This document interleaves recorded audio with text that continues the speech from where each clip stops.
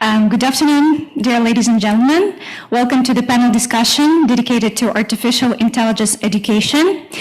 This event is organized by Nazarbayev University and is held offline here at the National Pavilion of the Republic of Kazakhstan at the Expo 2020 Dubai. So we would like to thank Kazakhstan Congress for this opportunity. We are also live streaming this event in Zoom, on YouTube and Facebook. So I would like to welcome our online participants as well.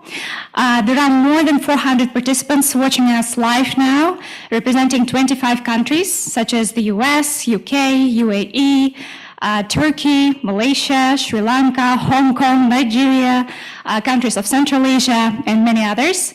So thank you for joining us today. And we are very excited to hear your questions during the Q&A session. Today we have several speakers representing educational institutions as well as business operating in different countries, including the United Arab Emirates. And I would like to thank our respected speakers for being able to join us today. And before we start the first presentation by our keynote speaker, I would like to give the floor to the Nazarbayev University Provost, Dr. Ilisami Adesida, for welcoming remarks. Please welcome.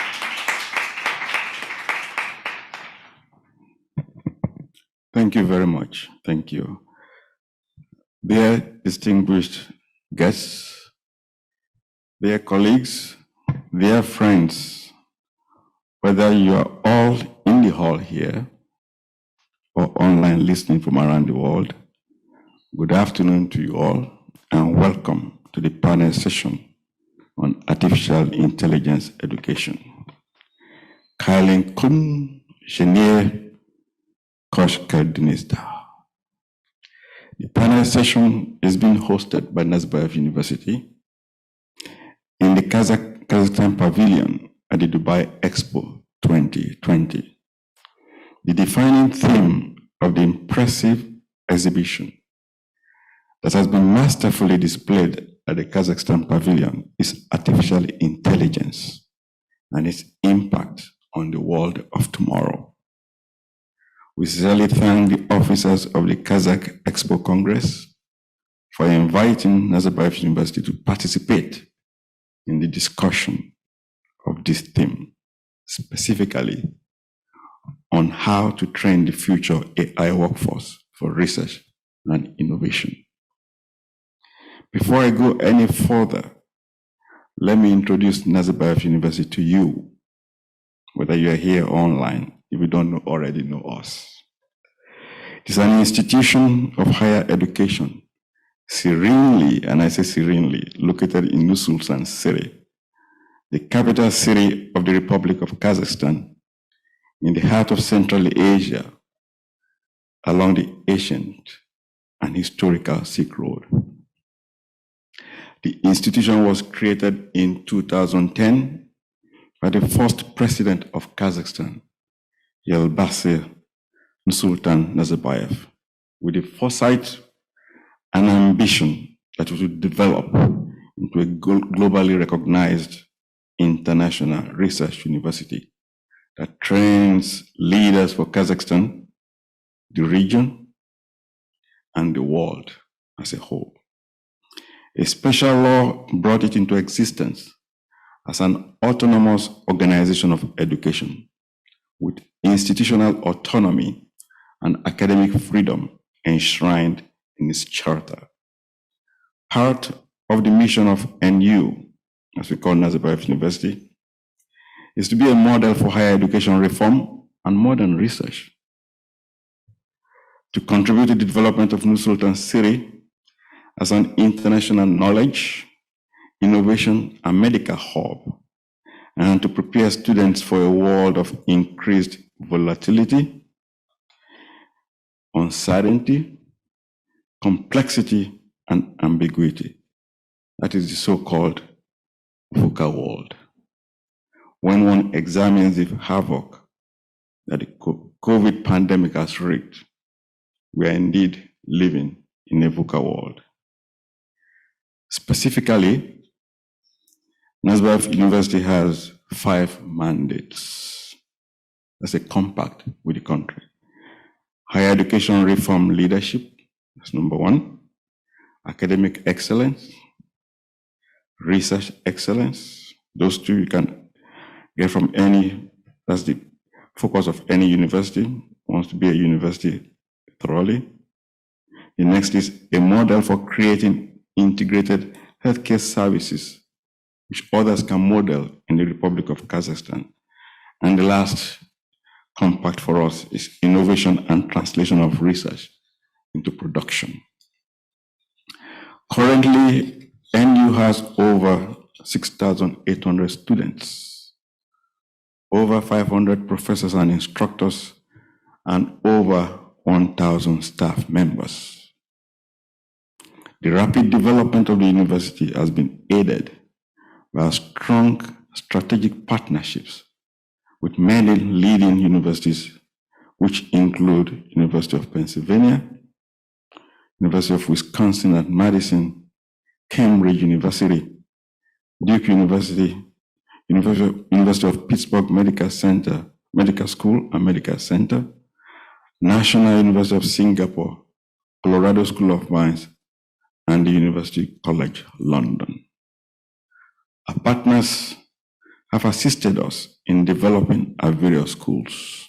I'll name them: School of Sciences and Humanities, School of Mining and Geosciences, School of Engineering and Digital Sciences, School of Medicine, Graduate School of Education, Graduate School of Public Policy, and the Center for Preparatory Studies.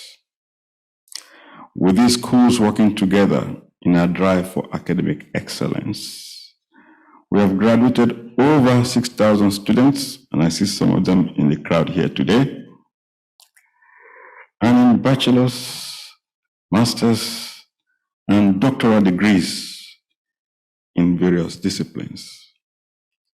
Most of our alumni are gainfully employed in Kazakhstan, while others are pursuing studies with scholarships at top institutions such as Stanford, Oxford, KAIST in Korea, National University of Singapore, ETH in Germany, in Switzerland, and other such universities.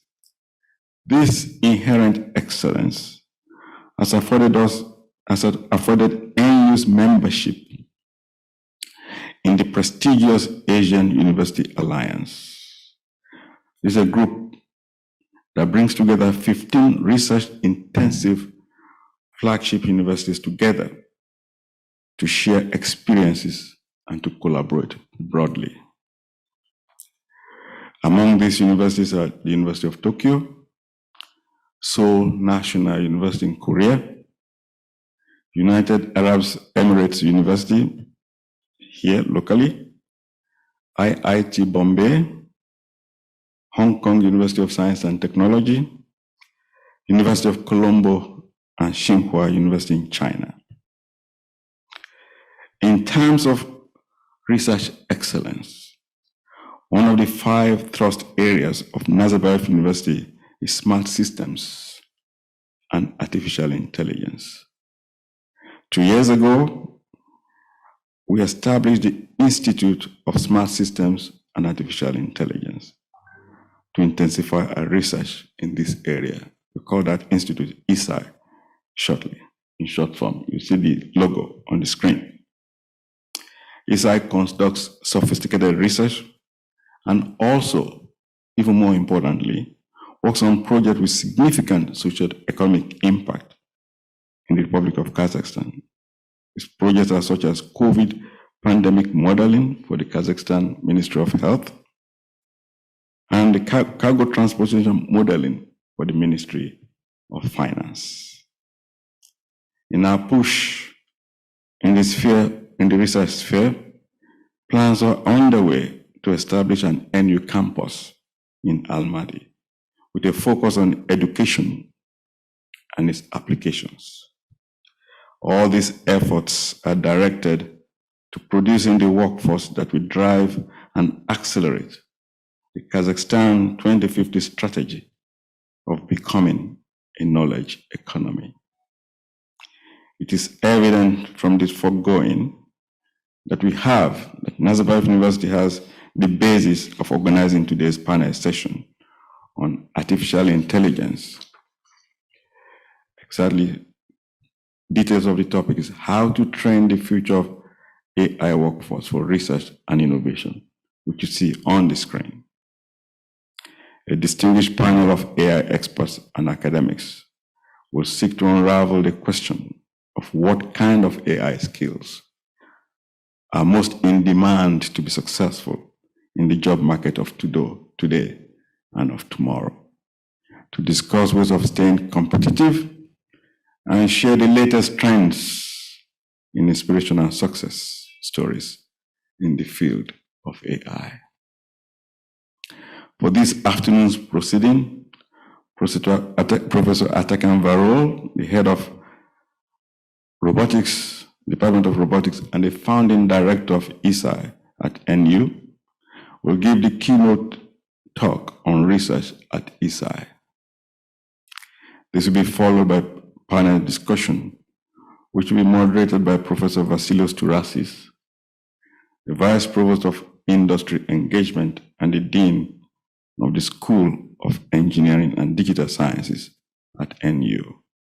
The distinguished panel members are Professor Taib Znati, Dean of the College of Information Technology, United Arab Emirates University, which is our partner in the AUA. Welcome. Second speaker, the second panel member will be Dr. Shadab Han, Director of AI and Applied Sciences, G42 Healthcare, Abu Dhabi. Welcome. The third is one of us, Mr. Artur Nazarbayev, the co-founder and the Chief Technology Officer of Causally Incorporated. The company is located in England, in London, England. Welcome. Welcome home. Okay. The fourth member is Mr. Bojan Albakr, Director of Data Analytics and Machine Learning, Jusan Bank, which is, I think, the second largest bank in Kazakhstan. It's also one of our own. And the last is Professor Atakan Varol, whom I've introduced. You may notice a defect in the composition of our speakers. I wonder who notices that. No girls. Okay. Although this part include women, we want to stress that. Okay. It was just a matter of timing. Okay. We couldn't get the people that we wanted. But one thing I can tell you for sure is that NU, Nazarbayev University, and ASII actually have a higher proportion of our students and researchers. They are women. Okay. I think we have more women on campus. In every school, actually, not just as globally, but every school, we have women as students and research. They are more than the men. NU work. What I want to stress is that NU work comes talents, women, men, local and international. So for that, I say thank you for attending and participating in this event today, whether you're online or offline.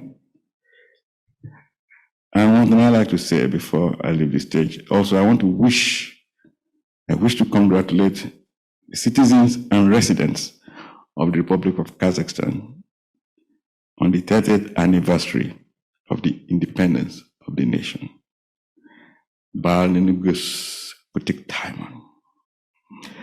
Professor Varol will now give this keynote address. Let me introduce him. Professor Varol received his PhD in electrical engineering at Vanderbilt University in the United States. He's widely published in the fields of robotics and AI, and I can say for sure that he has mentored many numerous students and staff during his 10 years of being a faculty member at NU. So now I give the floor to you, Atakan. Thank you. Provost Ade, thank you very much for the great introduction. It is certainly a nice thing to see all of you here in person in an offline meeting us professors, we like to lecture and see our audience and students in front of us. So today I will be talking about ASII, an artificial intelligence institute in Kazakhstan. We will have a look at its vision and a glimpse to its research, because I only need to talk for 30 minutes today. So I am Atakan Varol, the founding director of ASII and one of the founding faculty members of Nazarbayev University. So let's start with some quick facts about Kazakhstan, because here our audience might have seen the Kazakhstan Pavilion or might have visited Kazakhstan, but we have lots of international members of our audience in the online session. So Kazakhstan is located at the heart of Eurasia. It's a bridge between Asia and Europe, and the population of the country is 19 million. It is the 9th largest country, and it is independent since 1991. It has celebrated its 550th anniversary of Kazakh Khanate, and it ranks in the number 25th rank in the Ease of Doing Business Index, according to the World Bank. Thanks to its stability, it has received more than $330 billion of foreign direct investment since 1991. And the city of Turkestan is the spiritual capital of the Turkic world. So, in Kazakhstan, we are coming from Nur-Sultan city, the capital of Kazakhstan since 1997. It is also filled with architectural wonders, similar to Dubai. It's a very nicely planned city, filled with lots of parks and botanical gardens. In addition to this, it is a city where you can walk the streets and you see lots of modern sculptures and also lots of iconic symbolic sculptures from Kazakhstan, which just shows you the culture of the country. Moreover, the city is filled with cultural events. You can just have lots of performances every week in Astana Opera or Astana Ballet Theater, or at the same time in the Astana Philharmonic. And it is actually a cold place in contrast to Dubai. So this is the Ishim River, frozen in the winter, where you can just have a hike or do ice skating. You should all visit Kazakhstan once during the winter to enjoy this. But today, my objective is not to convince you that you should visit Nur-Sultan city after Expo, which you should. But my objective is to talk about Nazarbayev University. I have been there for 10 years. We have literally built it brick by brick, and we can write many books about the story of this university.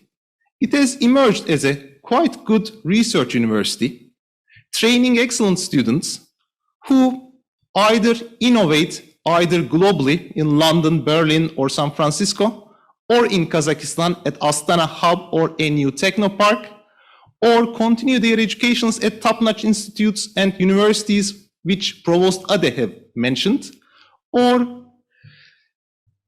they just do great things in all companies around the world. But with respect to Nazarbayev University, one recent chapter is Institute of Smart Systems and Artificial Intelligence, which is an example of visionary leadership, because in September 2019, the first president of Kazakhstan, Nursultan Nazarbayev, instructed us to establish this research center. And we established ASII to develop a national capacity for research in AI on the basis of Nazarbayev University, as a leading AI institute in Kazakhstan, to conduct cutting-edge research applicable not only for Kazakhstan but for the whole world, incorporating the experience of exemplars from Asia, Europe, and United States, to provide an agile framework for research and collaboration, and following the highest standards of integrity, taking the motto AI for good to heart. When we were founding this institute, we leveraged all the advantages of Nazarbayev University with the excellent intellectual capital it attracts. And I should also confess that we should be thankful to Provost Ade, because his experience in creating these research centers and institutes in North America and Asia was extremely valuable for us as well. So what did we do when we started ASII? As first order of business, we adopted a set of ethical principles centered around 5 following pillars. So, societal well-being, AI for good, transparency, technical resilience and robustness, human-centered values, and accountability. From now on, whenever we start an AI project, we go through these rules and we ensure that all of our projects conform to these principles. Ethics is very important for us because in AI, you might make lots of mistakes if you don't take it seriously and as the first principle. So what is ASII? People ask me, what is ASII? I tell them ASII is actually a number of young people working together. Our ASII team consists of more than 30 researchers. It leverages the Bolashak scholars, in which Republic of Kazakhstan has sent more than 10,000 young people to top-notch universities around the world. And they returned back and they just constitute the core of our intellectual workforce. And also Nazarbayev University's own graduates, but also a number of students from other Kazakhstani universities who joined Nazarbayev University for graduate programs and become members of the ASII research teams. In addition to this, in recent years, we started attracting international students, and in future this will accelerate. ASII also has affiliated professors. And I should note that more than half of ASII researchers are female, as our students in Nazarbayev University are. And it might be considered as our greatest competitive advantage because in Kazakhstan, women are in all aspects of life and they participate in everything. And in our team, they are our strongest members. Of course, we just create a set of good ethical principles and we just created a very good team. But of course, AI research requires resources. Right now, in order to conduct artificial intelligence research, one must create an infrastructure consisting of storage and AI computation servers from the NVIDIA company, for instance. And we as ASII have created the most advanced AI computational lab in Kazakhstan. And we have gained very significant know-how and expertise in the use of these systems.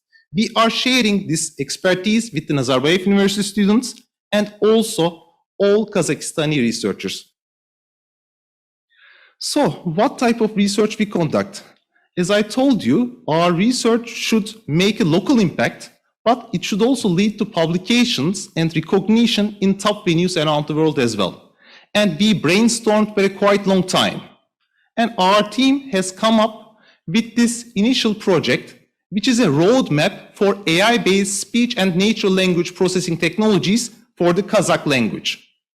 So in September 2020, we have created the first Kazakh speech corpus and generated the first associated automatic speech recognition models, which was not present for Kazakh language before, and shared it open source with the world community. Afterwards, utilizing the expertise of our team, Dr. Yerbol Tasanov and Saida Musahojaeva, we have created the Kazakh narrator corpus, and we created the first digital voices in Kazakh language, Iseke and Raya, and we created text-to-speech synthesis engines. Then, noticing that in Kazakhstan we use 3 languages very frequently, Kazakh, English, and Russian, we just have expanded our Kazakh automatic speech recognition engine to 3 languages, and we created the trilingual speech recognition engine. And afterwards, in collaboration with the Haber News Agency, we have created the first named entity recognition database for Kazakh language. And our work is not finished yet. This roadmap will continue. We are right now working on text-to-speech synthesis with voice cloning. We are working on a Kazakh to English and Kazakh to Russian translation engine. And hopefully, leveraging all of these technological pieces, we will create the ASII general purpose chatbot in Kazakh language by October 2022. We consider this project important because this project allows us to create the soft digital infrastructure of Kazakhstan.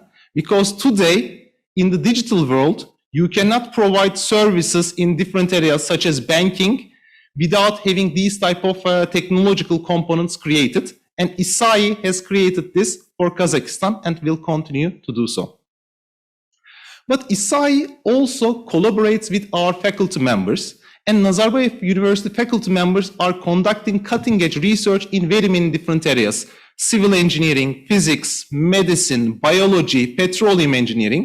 And one of the emerging trusts, converging trust, is the optimal design using AI. For instance, with Professor Dichuan Zhang from civil engineering, we are doing AI-based design of reinforced concrete columns. This way, structural engineers do not have to spend significant amount of time, and we can also decrease the carbon footprint of the resulting columns because we are using AI to design these complex structures.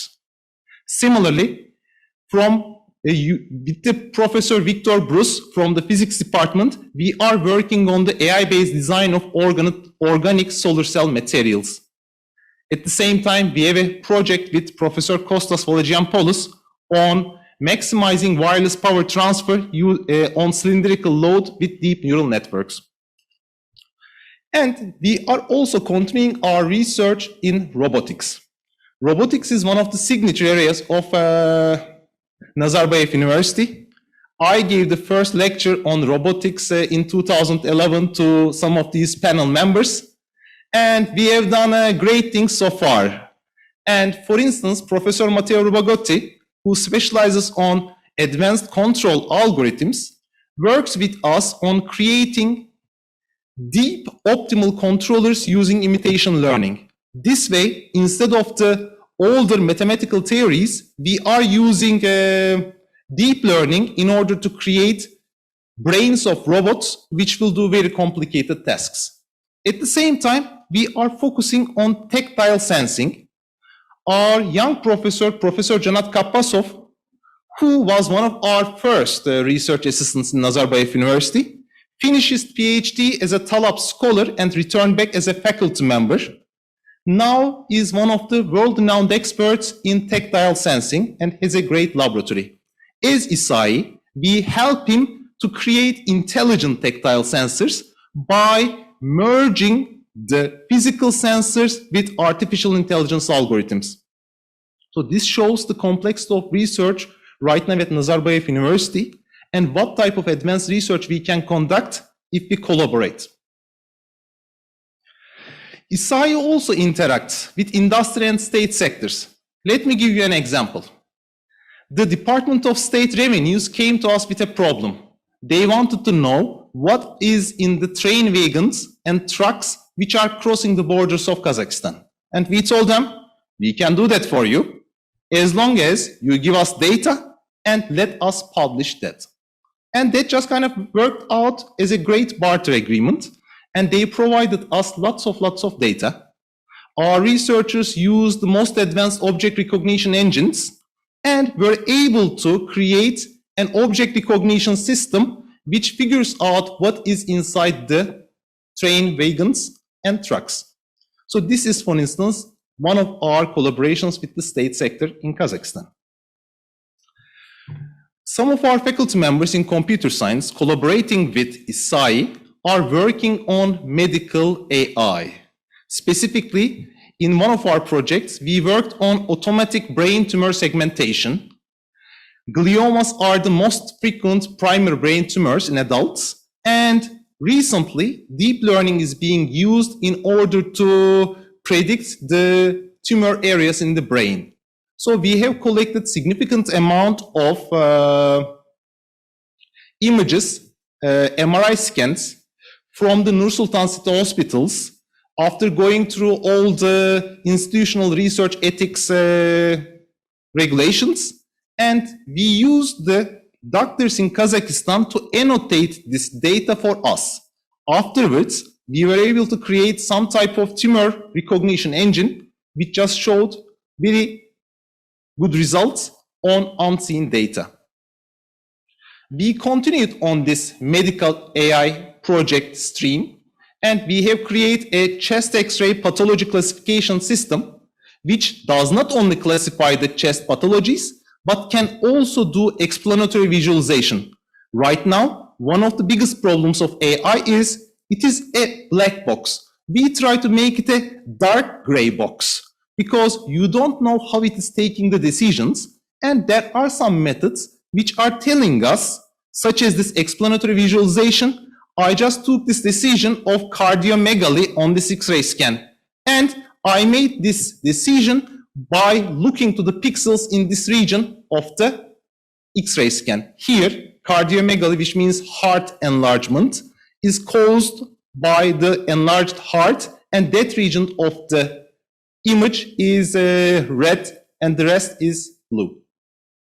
We are also working on multimodal systems. For instance, right now, researchers either work on magnetic resonance imaging or PET imaging in order to determine whether someone has Alzheimer's disease, dementia, or some type of cognitive disorder. We used in ASII multiple modalities together, and by using MRI and PET scans at the same time, we achieved higher classification accuracies of these medical problems. So in ASII, we want to be recognized in the world. And in the field of data science and artificial intelligence, one of the ways you can achieve that is creating landmark data sets. So one of our signature projects is the Speaking Faces dataset, which is the first large-scale data set which merges thermal imaging, visual imaging, and audio signals in the same data set. And we have collected data from 142 subjects, gender balanced, ethnically balanced, and using this data set, we can just work on very many different projects ranging from multimodal face recognition, face detection, facial landmark extraction, speech and audio recognition, and generative adversarial neural networks for creating new faces. People ask us why we are creating these multimodal data sets, and here is the example. Here, our researcher is running his latest face detection and facial landmark extraction engine.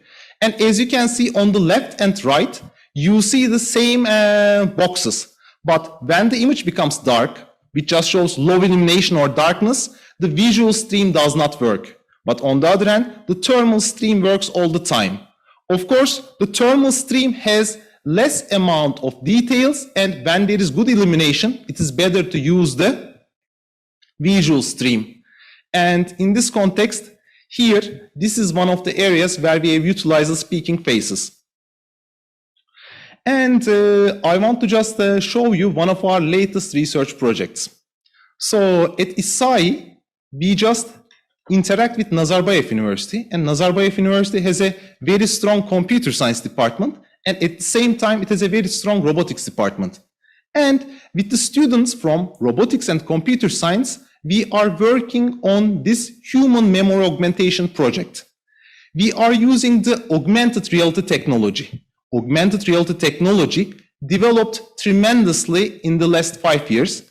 You are here seeing our PhD student donning the Microsoft HoloLens 2 augmented reality goggles, which has a mini supercomputer inside, more than 10 cameras, depth cameras, laser rangefinders, microphone arrays, and many other sensors.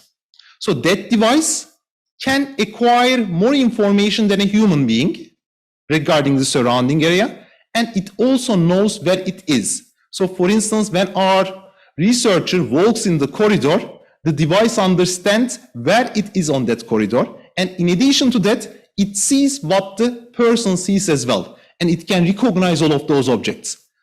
It just sees the potted plant and it recognizes it and creates some type of memory map, a spatiotemporal memory, which just records all of these objects.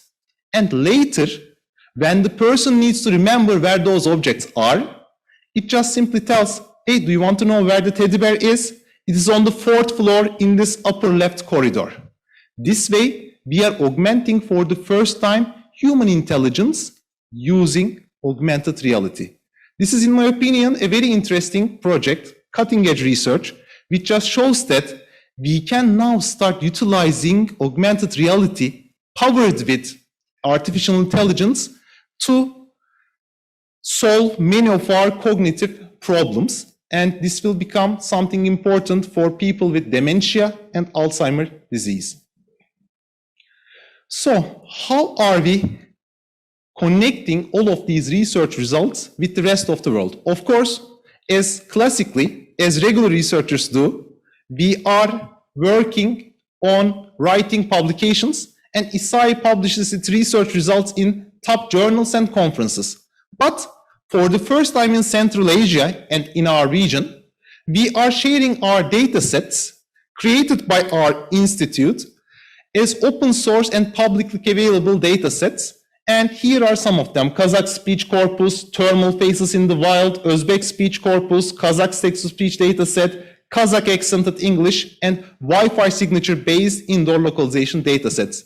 Now, this is important because this allows us to be recognized by very many local and international entities and organizations, and also lets us impact the local Kazakhstani economy. So far, these datasets have been downloaded by more than 300 prominent local and international organizations. The top Kazakhstani universities: Nazarbayev University, Almaty University of Power Engineering, Al-Farabi University, international universities, more than 100, starting with National Taiwan University to Moscow State to Johns Hopkins and University of Calgary, and international tech giants which download our datasets and create products and services for the Kazakh language, for instance, Microsoft, Google, Yandex, Facebook, and Tencent. And also local Kazakhstani companies like Kaspi Bank, Jusam Bank, BTS Digital, Tanger Labs, who use these datasets as well. So we have seen that creating these datasets and sharing it for free creates a significant amount of interaction between us and all of these entities, and then they just come to us for us to solve their problems. And of course, with datasets, we can interact with research communities, universities, and also top companies. But how can we increase the AI know-how of Kazakhstan? We can only train so many researchers in ASII, maybe 30, 40 lucky individuals. But through our ASII educational YouTube channel, we reach the crowds. We create AI tutorials and lectures in Kazakh and English languages. And so far, we have more than 160 videos, which have attracted more than 25,000 views. And whenever we create a new research project, we just create the associated tutorials, and we allow the Kazakhstani research community to experience those tutorials such that they can also participate in cutting-edge research. ASII also interacts with international organizations. In Central Asia, we are the first academic member of the International Telecommunications Union, and ASII participates very frequently in the working groups of this union and provides lots of opinion and white papers to that. At the same time, we publish our research in IEEE journals and conferences, and our research team is a member of this organization and participates in different working groups of IEEE. Also, we have realized that in Kazakhstan, we were talking a lot about data science and data, but there was no official repository which can issue digital object identifiers to research data and artifacts. As ASII, we became the first member of data site in Central Asia as well, and this way we can issue digital object identifiers to research datasets. So far, we have more than 20 datasets with digital object identifiers hosted as ASII repositories. And one more thing, one of the greatest problems of AI today is the reproducibility crisis. Sometimes with good intentions, sometimes with bad, AI researchers pick the best results they obtain and use them to write their papers. And when other researchers try to replicate their results, it is nearly impossible to reach them.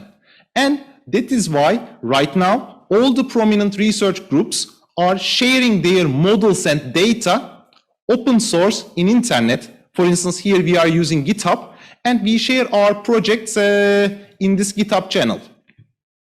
This had very interesting secondary benefits. I sometimes hire new research assistants and tell them, why don't you just kind of like start with our speaking faces pipeline and learn that? And he tells that, hey, I already know it. I just went to your GitHub channel and watched your YouTube tutorials and I learned everything. And sometimes I just get a message from a high schooler who tells me, I have been working on your Kazakh TTS project in GitHub, and I think I found a mistake in your data augmentation. And we just kind of go and check and realize that they really pinpointed a bug for us. So basically, by sharing, we are both countering the effects of the reproducibility crisis and also gaining from the collective wisdom of the community. And ASII is also getting lots of media attention and coverage. Our researchers are frequently called to give their opinion in top venues such as Wired News, Irish Tech News, Pharma Web, and also lots of other Kazakhstani venues. And this way we are increasing the reputation and recognition of both Nazarbayev University and Kazakhstan. So, I just provided you a glimpse on our research. In order to read more about research, read about our publications, and to try our demos, please visit our website, asii.nu.edu.kz. So this is a very interesting event. I am giving this lecture at World Expo. And when you just come to this World Expo, you realize that the world is very small, and except our superficial differences, all countries and all people are very similar to each other. So therefore, we want to achieve great things with your participation, and we invite all of you to collaborate with us and also join our research teams as researchers. Please contact us. Thank you very much.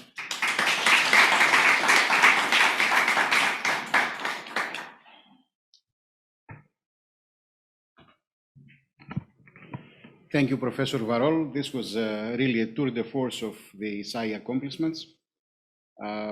And also you showcased for our audience the importance of AI and its social significance. I think this panel now will focus a bit more on how we can cultivate the human capital that is needed to make AI useful around the world. We have a panel of experts from various areas of education and industry. They will present their own opinions, and we will give them the time to give an opening statement. Then we will continue with the questions and answers. There is a QR code that you can all use. We will collect and cluster those questions, and then we will use them to address our panel. Our very first speaker is Professor Tayyeb Zhandi. He is the Dean of the College of Information Technology at the United Arab Emirates University, our partner at AUA. Before joining UAEU, he was the professor and chair of the Computer Science Department at the University of Pittsburgh. And Professor Zhandi has had a long and distinguished career in advanced computing, including being the director of the NSF Directorate of Computer and Network Systems. Tayyeb, thank you. The floor is yours. Thank you very much. So I speak in Yes. Thank you. It's truly an honor to be here. When I was in NSF, one of the things that I really wanted to do so much is visit Kazakhstan and all these countries, but unfortunately back then, I started fairly early in NSF, it was 2000, and I couldn't manage to get a reason or an excuse for me to go there. But I'm so pleased that I joined you here because it was impressive. I mean, I am truly impressed with what you have been able to accomplish. And I hope today I can share with you some of the experiences I had. By the way, we're doubly linked, Dr. Because I am also from University of Pittsburgh, and then you have a connection there. So we're doubly cousins in a way. So I wrote the first 5 or 6 slides, and then I throw them away because I didn't want them to be high level and all that stuff. Sometimes when I attend panels, we can come down a little bit and be able to say something more concrete. So what I wanted to do is share with you what I tried to do at the university, United Arab Emirates University, and then tell you where I position, how I see the future of AI. So I'm going to be very pragmatic in the way I talk, and I'm going to kind of expose my ideas, and hopefully I can get some feedback from you. So this is my college there. You can see it's actually a beautiful one. There was a gift from some rich people in the United Arab Emirates before I came here. And what I would like to point out, that when I came here, I was a little bit, how can I say, surprised that the focus was still in IT. The focus was in coding and all that stuff. But the field of computer science and other domains actually have moved beyond that. So it's about what I consider to be computing. Computing is not computer science necessarily, even though computer science is a big part of it. Computing is the ability to really solve problems in the context of the domain or the application. And that has to do with the abstraction, it has to do with the choice of the right data structure and the algorithms. And finally, you're going to pick up the language that will allow you to take those ideas and then speak to the computer, so to speak, because that's really what the coding is about. But before you get to that stage, you have to be able to solve the problem in the proper context. And then the explosion of AI, machine learning, and data science kind of transformed the way we do science. In my days, when I started doing science, is really kind of model the system, go again, try it, make mistakes, come back, and it takes a long time. Sometimes you don't have enough data to be able to look at all possible cases and so on and so forth. Data transformed completely that.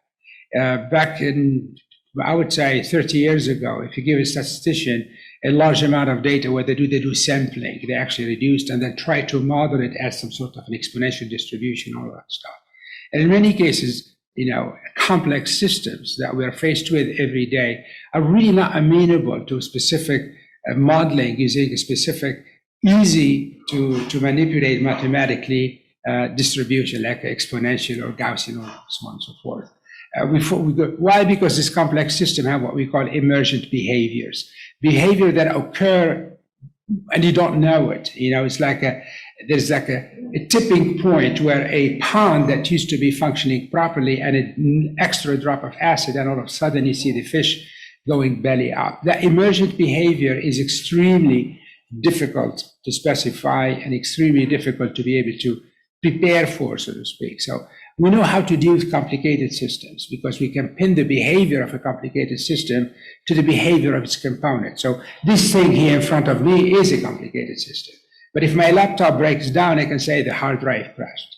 But if you take a complex system, because of the combinatorics involved in all the interaction between all the elements, and some of them will be heterogeneous elements, then it's extremely difficult to do that. So I would like to emphasize it's just not about coding, even though coding is extremely important. You have to be the best coder in the world. But it's also about computing, with this ability of abstraction, automation, using the right principle in order for you to solve the problem properly. If you do that, then you're really impacting everything. Now, these three, computing and the other three disciplines, or I would say areas, impact everything, natural sciences, and you name it. And then by doing so, you're going to be impacting all the disciplines on top of that. So computing is no longer part of computer science only. It actually belongs to everybody. Okay.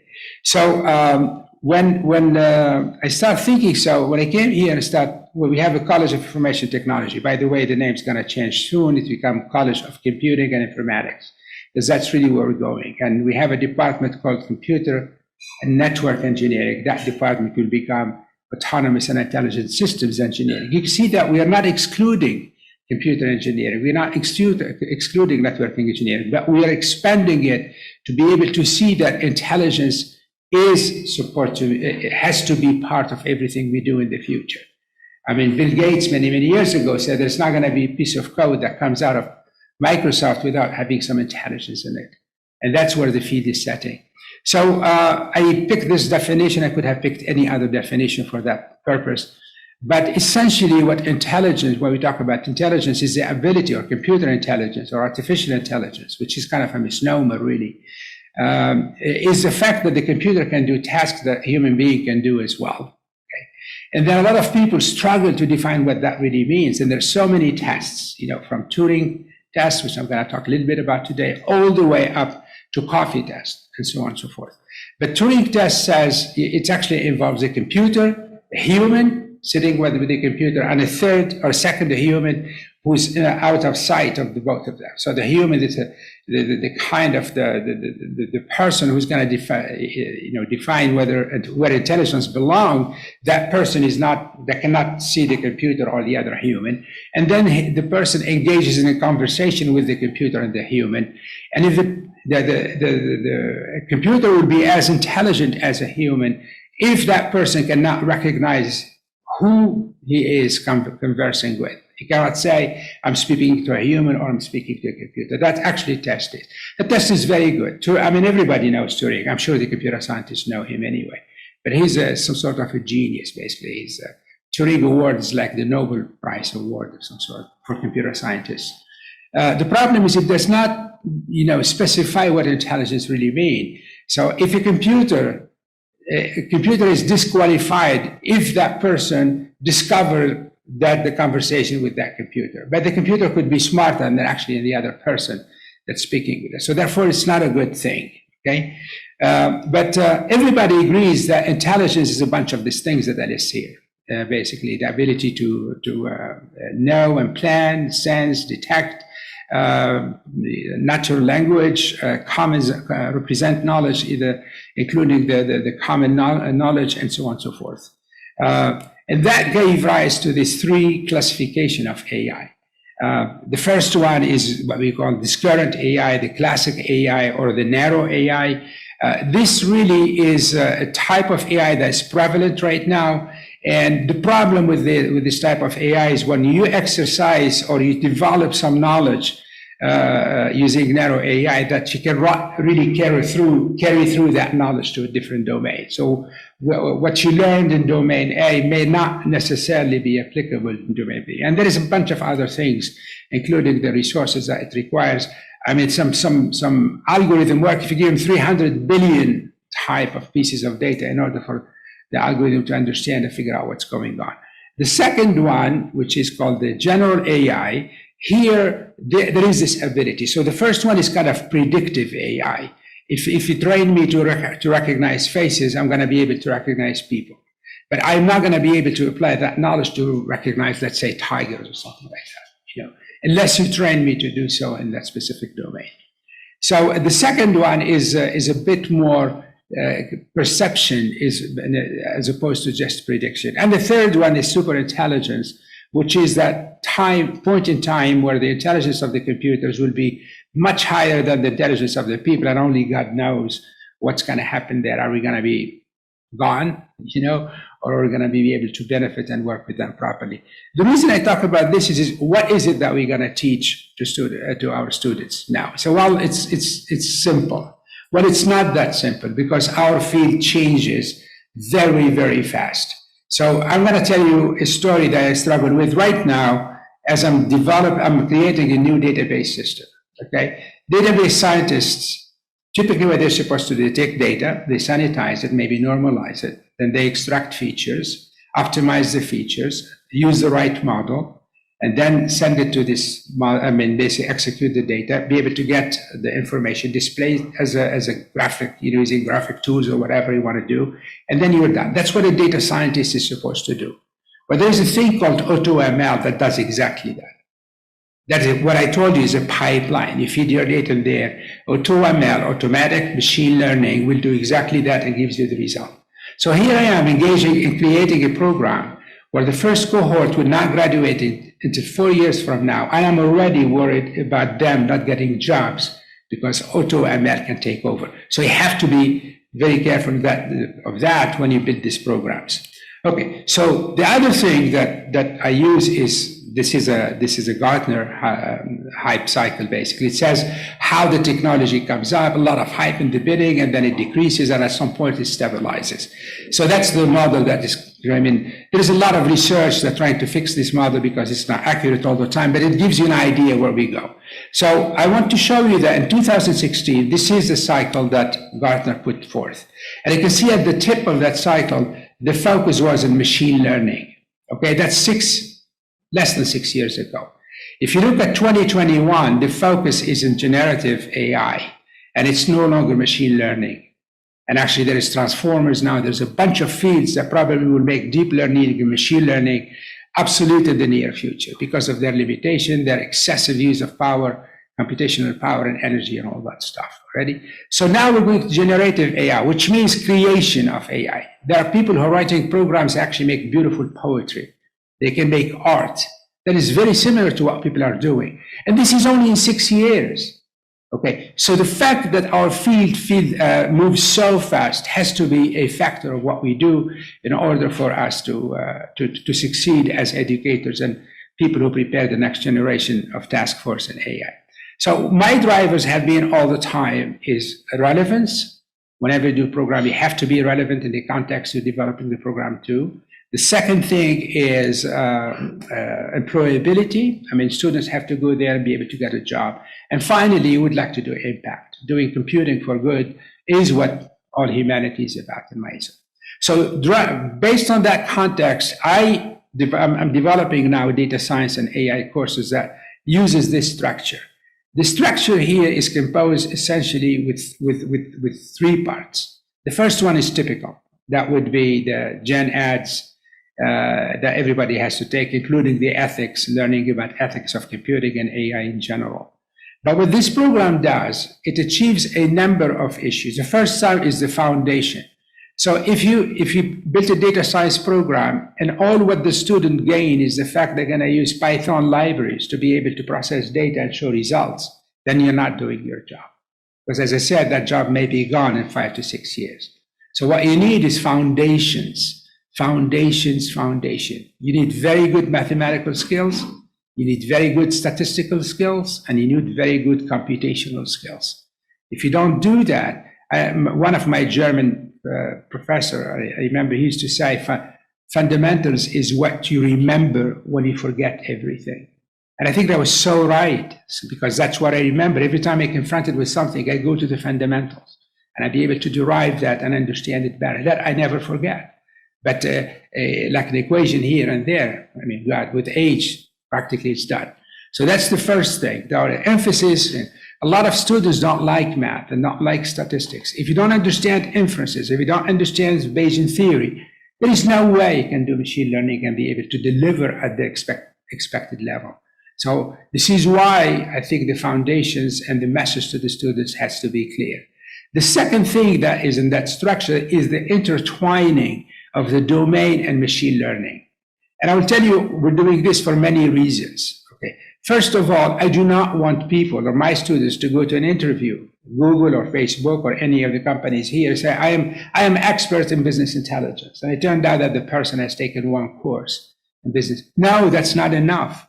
How can you speak to somebody like from a bank who knows the field very, very well? He or she would be fluent in what they does, and you try to convince them that you're going to use machine learning tool in order for them to look at the interplay between the information and then between the knowledge they're trying to acquire, and then let them play what if scenarios and do the job that they're supposed to be helping. You're not going to be able to do that until you understand the domain fairly clearly. The second thing, the United Arab Emirates is not the United States in a way, in terms of the scope and the size of the country. If you're going to produce the same type of students, you're going to be successful in the few first years. And then the students are going to be competing with each other. It did happen in many programs before me, including networking. I mean, the program was extremely successful and then saturated the field that everybody had the same skills. And all of a sudden they can't get jobs anymore. So this here, it intertwines the AI knowledge and the domain knowledge in a meaningful way. And then also it depicts many paths. So I show 3 classes here. The first one is business intelligence, so AI for business analytics, basically. The second one is for computational stuff. People who are going to be developing this program, running the MapReduce, the Hadoop, the cloud computing stuff. They're going to be computational people, computational thinkers, but with skills in AI. And the third one will be healthcare. This program allows you to grow in scope as well as in scale, okay? Because all what you need to do is add the foundation, intertwine it with the program, and then you're going to create AI for law, for example, or AI for medicine, or whatever scheme you have. Okay, so two more slides. I know that the other panelists are nervous, me taking all the time. So this is the design principle of that. The first thing is, don't have colleges teach discipline or courses where the expertise is not there. I mean, when I came in, some of my faculty were teaching probability and statistics. Say, no, you're going to read the book for the students if you do that. You're not an expert. Let the statistics people do that. So that's what it does. The foundation will be, this is a multidisciplinary program. The statistic, probability, Bayesian theory, inferences will be done by the College of Statistics and Economics. The computational thinking is done by us, and the math is by the College of Science. And that's where the expertise belong, okay? So the second thing is this multiple paths for the student. So the students can personalize, and I will be elated if one of my students starts as a CIT student, discovers that his passion is business intelligence, and then he moves toward that path and graduates there. For me, that's a success. Because at the end of the day, we're not here to impose our thoughts on the students, but to let the students personalize their experiences to their one. And the third thing is this ownership. So when 3 colleges own the same program, CIT does not own this program, College of Science does not, and College of Economics does not in this case here, or College of Medicine. All of us, we own it, and nobody owns the whole thing. So we're going to be able to work together to make this one successful. And finally is a financial issue. When you allow different colleges to create data science program, you're going to have a proliferation of a replica of almost the same thing, but the sum of which never exceeds the sum of the whole. And that's very, very bad, because financially you're going to be done. So by putting expertise where they belong and doing a multidisciplinary program, I think it's a good way. So I believe this is how we should teach AI. AI should not be taught for the sake of AI. It should be taught for the sake of making an impact and then benefiting society. And one way to do that is to be good in AI and good in the domains. That's the only time you can actually make the difference. With that, I thank you everybody, and then I look at Thank you, Tayyeb, for a very provocative presentation. I think we will have the opportunity to discuss it a little bit later on. Thank you. Our second panelist is Dr. Sadab Khan. He is the Director of AI for Healthcare Informatics at Group 42, an Abu Dhabi company with a very distinguished international presence in the field of AI and cloud computing. He is also a key participant in the drive of the Mohammed bin Zayed Artificial Intelligence University towards accreditation, and he is also a key member of the team that developed the curricula for the university. Dr. Khan, the floor is yours. Thank you.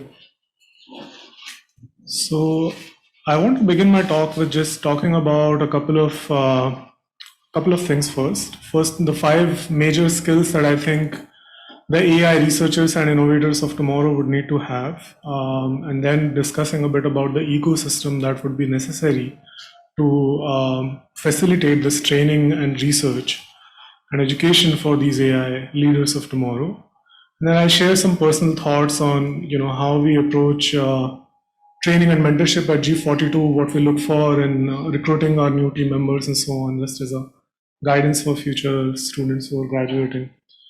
So, these skills are not very specific to AI, although I will talk about, which of these skills are emerging as, somewhat more important for AI leaders. So let's begin with technical skills, right? And as Professor Zhandi correctly pointed out, fundamentals are incompromisable, right? And you would need skills in mathematics and computing and programming and so on to be able to express yourself in the field of AI and machine learning, and that just goes without saying. You need to have that. But you also need to have creativity, right? And we've seen, I would define creativity as the ability to come up with new and valuable solutions. And we've seen creativity come up not just in development of new AI methods, such as generative adversarial networks, one of my favorites, but also in the application of these AI methods, such as for solving problems in climate modeling or predicting structures of 3D proteins and so on. Creativity would be key for us as we move forward, for the students to be able to apply the knowledge that they have in new and emerging areas where there are long-standing challenges which can perhaps be addressed with the explosion of data as we're seeing today. I think critical thinking again is going to be extremely important. I would define critical thinking as the ability to make a decision or form a judgment by analyzing a number of different information coming from different sources, right? And I would also actually stretch that definition and say that you would also need skills in being able to design good experiments and then make observations and then draw inferences from those experiments. And this is again a fundamental skill that you need to have as a researcher. But increasingly in the lean startup movement, we're also seeing that even the startup founders now need to possess these critical thinking skills to be able to design good experiments to test their hypotheses in real world and see if their solutions fly. AI leaders of tomorrow would be part of large, big teams, interdisciplinary teams. So it goes without saying they need good social and behavioral skills, right? There would be no place for brilliant jerks, even if they exist, with their AI knowledge and so on. I think increasingly, when I think about what are the problems that are worthwhile for us to work on, I think any problem worth working on would definitely require a large team, right? And we're increasingly seeing the big AI successes that we hear of. For example, again, the protein structure problem that we saw a great solution come out from another London-based company, DeepMind. It involved computational biologists, mathematicians, physicists, and as well as computer scientists. And I think we're going to continue seeing that trends of large teams coming together to co-create solutions that wouldn't exist otherwise. And lastly, this is a skill that I think the AI leaders of tomorrow would need that perhaps isn't as well emphasized today. And those are skills in humanities. The AI researchers and innovators of tomorrow would need to know and understand the societal implications of their work. They would need to understand how to best guard against the different forms of biases creeping into their solutions, and how to guard against the unethical use of their solutions. Although I realize that's much easier said than done. And I was very heartened and pleased to see, professor from our friend from Nazarbayev University, Professor Atakan, highlight that as one of the principles that they follow at ASII as well. So I think this is definitely going to be very important for the future AI leaders to know and practice. Now, to inculcate these skills, I think the educators and mentors from both industry, academia, and so on would need to adopt pedagogy that encourages development of these skills, right? And I don't want to preach to the choir here, but some of the tools, for example, that one could think to incorporate for developing or encouraging critical thinking skills would be to have students synthesize evidence from a variety of sources, where they're forced to understand what are the drawbacks and limitations of the different sources of information that they're working with to arrive at a conclusion. Incorporating problem-based learning in their education, and again, going back to the Professor Zhandi's slide, there was a capstone project right at the top, and so incorporating these real-world applications into the curriculum would be extremely important. Next, I think the AI researchers and innovators of tomorrow again would need a healthy ecosystem for their training to be effective and for them to succeed. We'll definitely need academia to train the future leaders. We would need industries to provide the jobs, but we would also need regulators to create a healthy, regulated environment for these AI leaders to implement their solutions, to ensure there's a healthy competition among the startups and the companies that are competing for winning the businesses based on AI-driven solutions. But we would also need funding to fund fundamental and applied research that involves AI. We would need funding to help ensure that our AI-based startups are able to go to market with the products that are going to be impactful. And lastly, I think we definitely need to have the right incentives in play to ensure that there's time and space for these AI innovators to grow. For example, if we want to encourage academics to train more AI leaders of tomorrow, we need to ensure they have the right time and space to be able to mentor them. Teaching 4 courses in a semester is probably not the best idea if that's the goal of your university, for example. Lastly, just some personal thoughts on what we usually look for when we recruit new interns or full-time members. We, apart from the technical skills and the social and behavioral skills and so on, we really like to see a learning mindset, right? As Professor Zhandi correctly pointed out, today we're teaching students to build these data pipelines.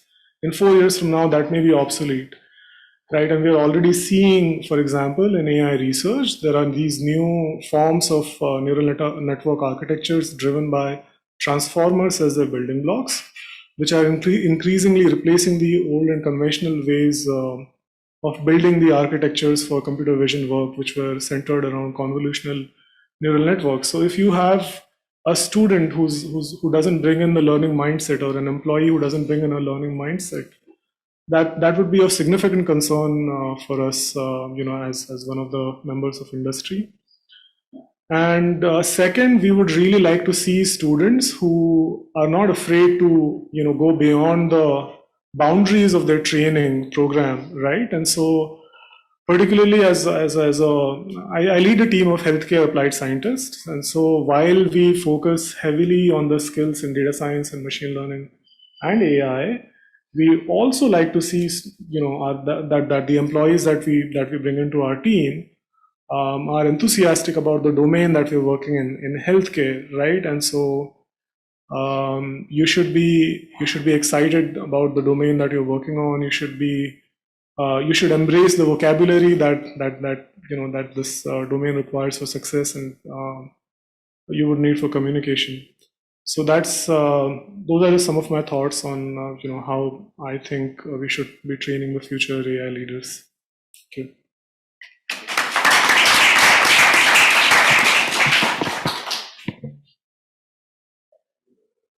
We switch now to the business world. Our next panelist is Artur Nazarbayev. He is the co-founder and chief technology officer of Kozali, a London, UK-based startup, high-tech startup that is specializing in extracting knowledge and interpreting knowledge for health informatics. Biomedical research. Yes, you will explain, of course, this much better. We are very happy to have Artur with us because he was a faculty member at Nazarbayev University, and we are very proud of his accomplishments. Thank you very much. Thank you. Dear Provost, dear professors, thank you for this opportunity. It indeed feels wonderful because my career actually started also in Professor Varol's laboratory, where I was the second research assistant. And I've spent there several years in academia before moving to the applications side of AI in industry. And I would like to share today a few of the insights and ideas on the topic that I have acquired over executing research, teaching, and then the application side of AI. In fact, AI, I find it an absolutely astonishing field. And when I saw the topic of today's session, as an avid reader of a sci-fi, I immediately thought of one of the most stellar novels of this century, I think, The Three-Body Problem. And I'll give a little bit of a spoiler there, I'm sorry. Humanity is attacked by aliens, not surprisingly so. And aliens do, at some point, one single thing: they disrupt our ability to carry out physics research, experimentation specifically. And knocking out this one ability to run particle physics experiments completely halts our humanity's progress in material science, in robotics, in artificial intelligence, in many, many areas. And I found this example very fascinating because it felt very real, very practical, and it showed how these topics are inherently multidisciplinary. And all these disciplines that constitute them are essential for their success. And the two previous speeches resonated with me very well because AI today, despite all the hype and various perceptions of it, is not a homogeneous single phenomena. It's comprised of many things. It is machine learning, it's programming, data science, but even in that, the complexity is, well, let's say two-dimensional there, right? We can put at the bottom layer the fundamental subjects, the fundamental disciplines like mathematics, physics, programming, logic. I think that's not here. And these bottom layer then aggregates on the next layer of complexity, which is intelligence systems, machine learning, data science. And this all together comes as an AI. And every single discipline within this map of what makes an AI matters dramatically. From here, I would like to make a question on how would we make AI successful. Education is one of the pillar and cornerstones of this activity. The second how then comes of how do we make AI education successful? And I would like to bring a thesis that it would take a systems strategic approach led by a government to build up on the long-term success of what's possible in AI. From this thesis, let me ask further two questions. Why government? So if we take the first map of what makes an AI, it grows further in complexity, if you think about it, of how do we make this subject successful? And a multitude of questions arise.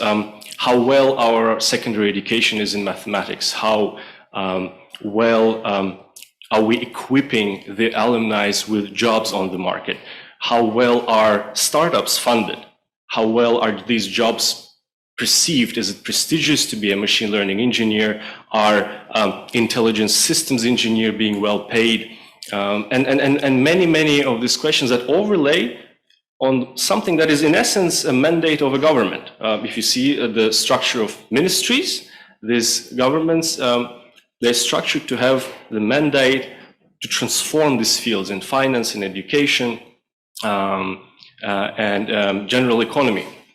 So I believe that it will take a cross-functional accountability and management that only governments possess today, largely across the world, and they can execute this towards a success. I don't believe that any single separate institution can carry such job. And that leads to the second question, which is why systemic and strategic? Because the complexity of this map of what to build leads to the further fact that one single measure will never be enough in this approach. There are many examples, right, where governments would start significantly funding AI startups. But just funding AI startups never creates this closed, sufficient ecosystem that end-to-end delivers value to society. Or government starts funding a single dimension of machine learning research, or introduces AI as courses in the curricula. These isolated measures will never be enough for systemic change and transformation. And thinking in this matter, what I started observing and experiencing directly about building a company in the United Kingdom was what are the trends right now, and how do they impact in the industry and education? Despite the hype about AI that carries both good and bad, there's definitely a lot of AI professionals that don't like to be called AI professionals, technically. Then there is definitely a benefit that a lot of countries, governments and institutions are really looking into this domain, into this phenomena, and trying to understand where are they placed in this AI race. They try to decompose and scope what the AI term really means and place it within their system. This leads to further elaboration on the points that I mentioned before of where the different industries are standing, how our different jobs are perceived. Are, for example, children's dreaming about being machine learning engineers like they used to dream of being astronauts or cosmonauts in the past. All of these things are being really mapped out. A lot of agencies and institutions are emerging within the systems of government. And that already leads to certain educational impact and benefit that is observable and, most importantly, measurable. So on the higher level of system structure that I was able to chart out, I believe that there are 4 critical processes that need to exist and continuously carried out on the accountability of governmental institutions to bring us further and progress in artificial intelligence. The first one is usually typical in any management process, is scoping down a term and the problem domain and really measuring it as much as possible. And as an example of this process in the United Kingdom, you could see such measures. You could see that there are agencies that look directly into AI-related things, and they measure the impact. For example, AI is predicted to increase UK national GDP by 10.3%. It's a very specific number that is derived by a very specific methodology.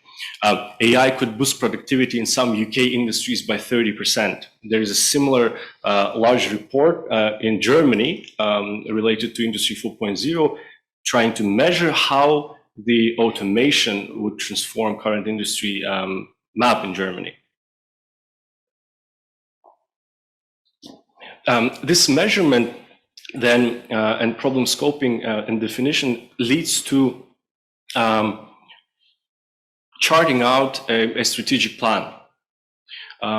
What's required there, of course, is understand all the opportunities and risks. And these also are very available in the United Kingdom. You could see that the risks are stated. There is lack of investment in AI for education. Brexit was its own a big risk because a lot of workforce traveled abroad, left the country. A lot of research funding was suspended. A lot of projects had logistical issues. And along with that, also to plan and risk. So what if we are successful in our AI business? So what will happen then to the job market, and how many people will we need to retrain? How many people then jobs are at risk? So this is a very complex and gargantuan work that then should translate into a strategic plan that should be executed and by the government, which also must be held accountable, I think, for its success.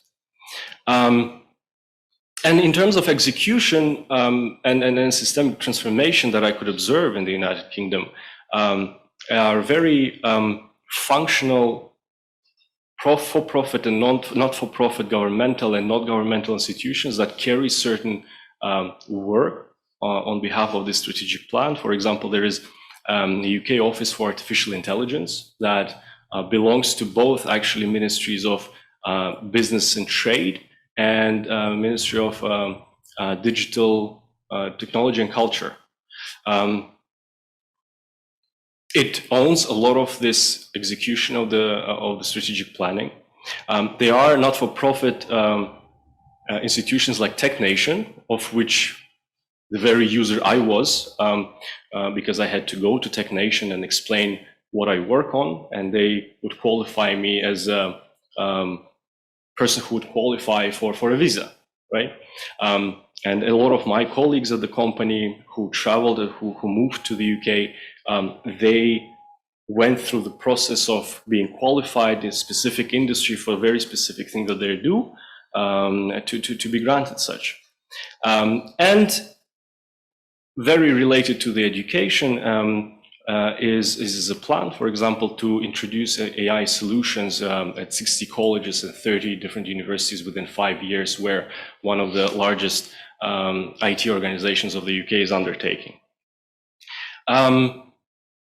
These, I think, are not all the measures that it would take to get us there, but you could already see that the AI race and appreciating the complexity of the matter of this inherently multidisciplinary subject that could affect almost all aspects of society's life, of people's life, is emerging right now, taking its shape. And I think for as long as we would follow this and enhance this cycle continuously going forward, bigger success we would nurture with AI. Thank you. Thank you.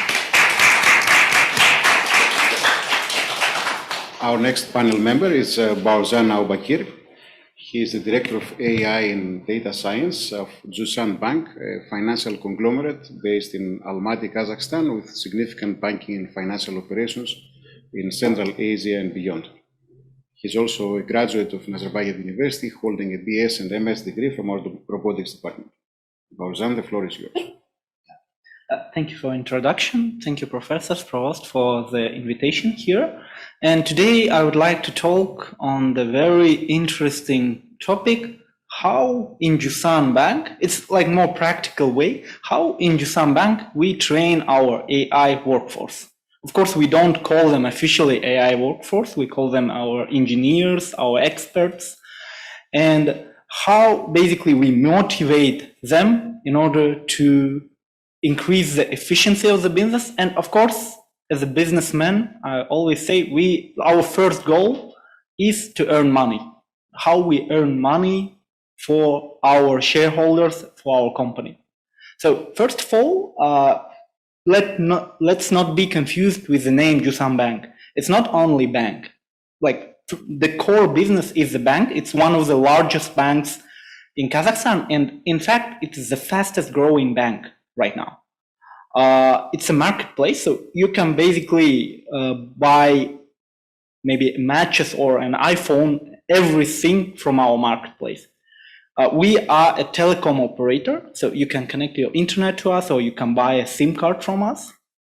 We are #1 online brokerage, so you can buy shares in any company. And we are #6 insurance company. So as you can see, all of these businesses generate tremendous amounts of data about each client that we have in the bank. And we have to leverage that advantage. We have to use that in order to, first of all, make an experience for our customers better and more well-suited. And what products we offer? Of course, like regular banking products, loans, cards, savings, payments, etc. Our clients can invest through us.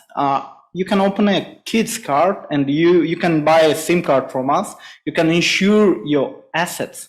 And you can basically buy anything from the local mall and it will be delivered to you. So basically our app is, as we say, is the only app that you need. You don't need anything else. So we have more than 1 million active clients. And, you know, it's just a big number. It's a nice big number, but behind that each number, there is a person with his own pains, with his own needs. And as we say, we have about each client approximately 25,000 parameters that we can describe with. You can use these parameters to describe each person. And like, obviously, You have to be ethical about that. First, like number one confidential information about each person is, of course, the medical information. Number two is how much money you have on your bank account and on what things you spend that money. So we have to be extremely ethical with this data, but you can build really beautiful things with this data. You can recommend like things, you can recommend the products and services, you can extremely personalize the banking service. Now, in order to do that, the first thing that you need is actually people. You have to train people, and because we are business, you have to, like the person that is working with you, engineer who is coding, has to understand the business. So there are actually two ways to do that, like to train an AI specialist.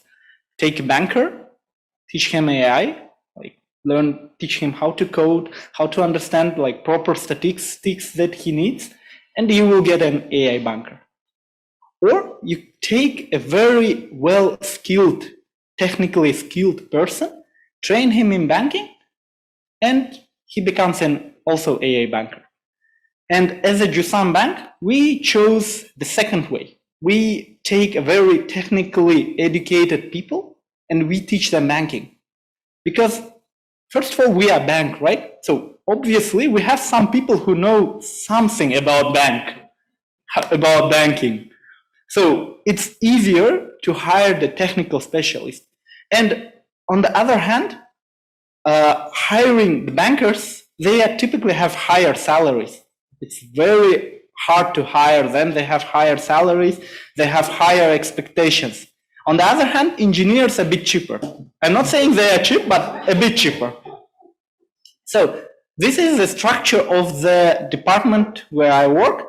We have 46 people. 0 of them previously worked in a bank. And 14 are very good engineers. They're really amazing engineers. And 32 of them are fresh graduates. So we are not shy of hiring basically a new person to the workforce. Because when we hire them at the short notice, they become extremely loyal because you are teaching them the banking, one of the most closed industries, one of the most, I would say, like well-protected industries where like, if you work in the bank, you will be hired in another bank.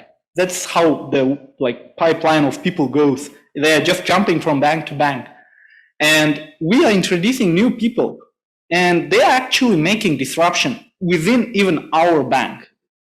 We are automating a lot of things. We are using data to automate the things. And we are basically, people are losing jobs because of us. And I'm proud of that. So, as I said, we hire non-banking experts and train them in the field. We have a lot of banking knowledge, and investment in those people generates incredible amounts of loyalty.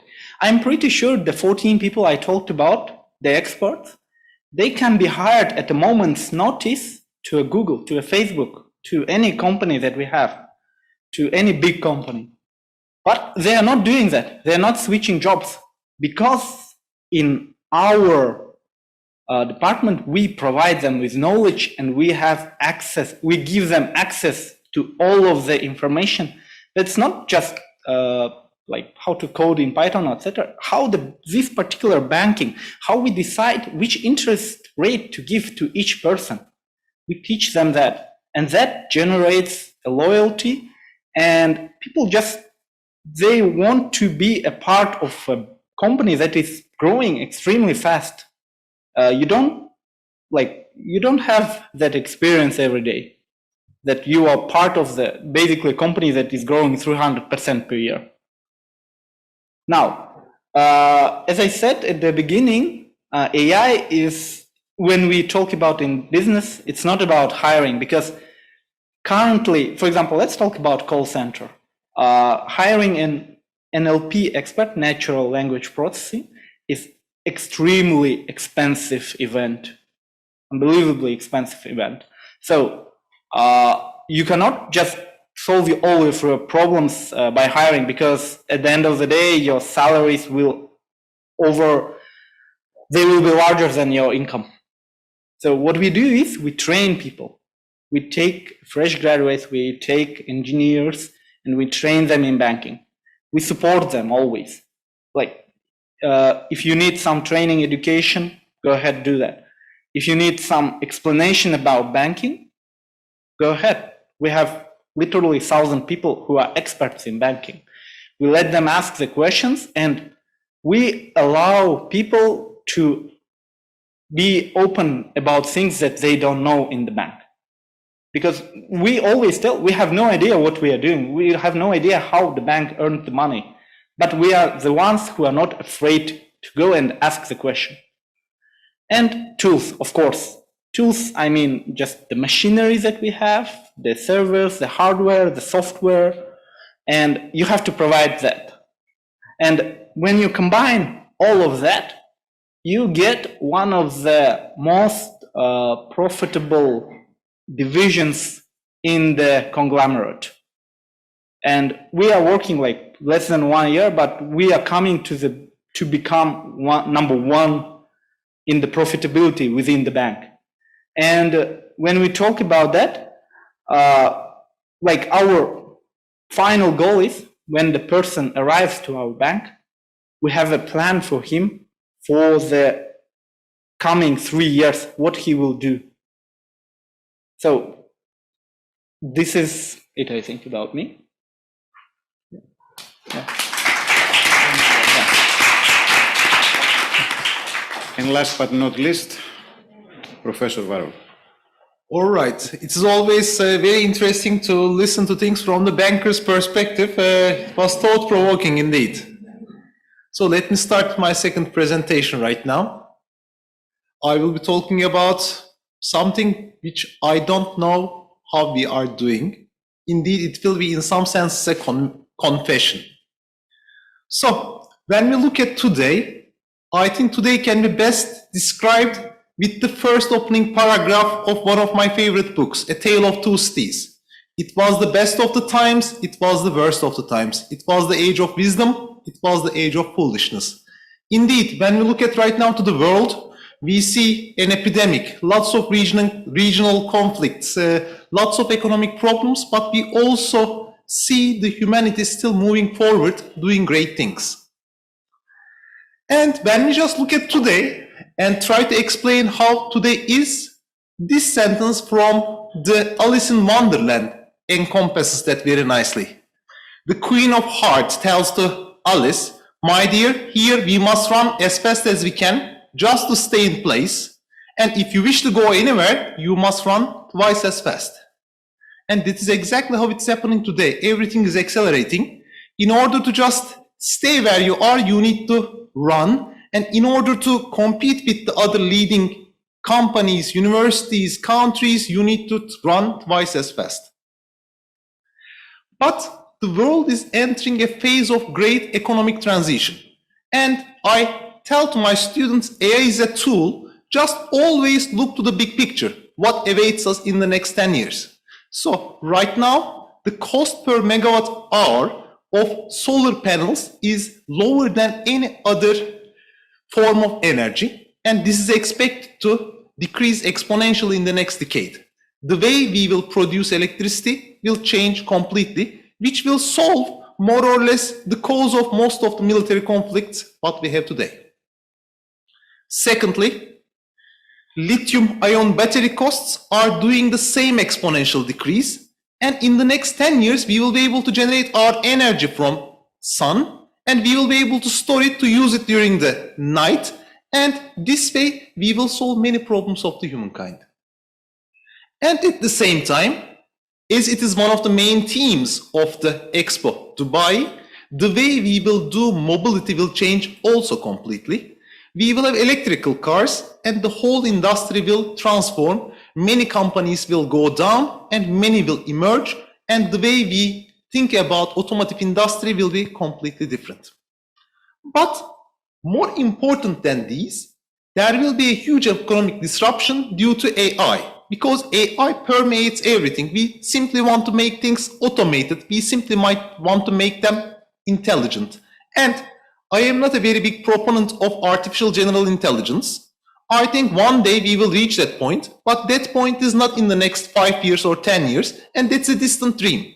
But just our capabilities, which have already emerged or which will emerge in the next 5 to 10 years, in autonomous vehicles, computer vision, and natural language processing will create a huge economic disruption. And this economic disruption will be something good for overall, but there will be winners and losers. So which countries will be the winners? Certainly countries with young populations, because you can train those in the new artificial intelligence or data science or whatever field that there will be in the next 10 years, and these countries will be significantly advantaged. Countries that can attract high quality immigrants, if intelligence is very equally distributed around the world, and if you can figure out a way of bringing that intelligence to your country or company or country will prosper. But since I am an AI person, I like to find always some type of quantifiable metric which tells who will succeed and who will not. And if I put that to the basic mathematics, I think that countries with a high percentage of gross domestic product as education plus R&D spending will be the ones who are the winners. And there will be two tiers of countries and companies as well. One of them is the AI creators, the other ones are AI adopters. For instance, not many countries have contributed to the development of smartphones, but right now it makes the life of all the adopting countries much better.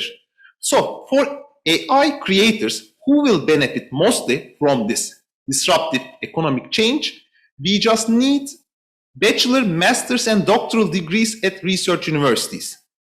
For having AI adopters, we just need bachelor's and master's degrees at teaching institutions, and we just also need short-term training and certification. Now, there is this need, and this need needs to be addressed in a very short time, because we need to just change a significant portion of our workforce for new occupations. And we look to the universities. I took the first university in the world, University of Bologna, from 1088. Universities in general are very conservative and slowly changing organizations. Sometimes among academicians we make fun. We tell them the curriculum changes one funeral at a time. We also tell that changing something in the university is like moving a graveyard. So, and here comes the confession part. While we have these very conservative and slowly changing organizations, I need to teach 20 very smart graduate students next semester robot perception and vision. And I publish 5 papers every year in this field in top journals and conferences, but I don't know how to teach this course. Because new topics are not yet in the books. New topics are in the conference proceedings which has happened 3-4 months ago. I need to go through that information, understand how the field is evolving, and teach this to the kids such that they can just also use them productively in their working lives. It's a huge challenge. And I always thought, what would address that challenge? But when I look at the universities, we just have this research university and a dichotomy emerging in these research universities. We want to separate the teaching faculty members from the research faculty members because this is a very seemingly rational division of labor, because teaching track faculty members will do the teaching, while the research faculty members work on obtaining funding and conducting scientific research, maximizing the scholastic output of that university. In general, our research-intensive faculty members see teaching as a waste of time. However, for any rapidly changing technological field, such as artificial intelligence, this is very problematic. Because the only way to stay up to date is to conduct active research, because the fields are moving very fast. And teaching track faculty, if they don't conduct research, then they will become obsolete in a very short time. So this is one of the dilemmas of the universities and faculty members. Here, either I can teach these young individuals, one of them sitting here, the bivariate normal distribution, and two of them indeed, or I can go to the laboratory and create the new generation of robotic devices which work with AI and publish very good papers or make patents and then just function as a research faculty member. This is a big problem. So how can we reconcile these two concepts and create the workforce of AI for the future? It also brings us back to the past. This is the workshop of an maestro from most probably Venice or Napoli in the Renaissance era.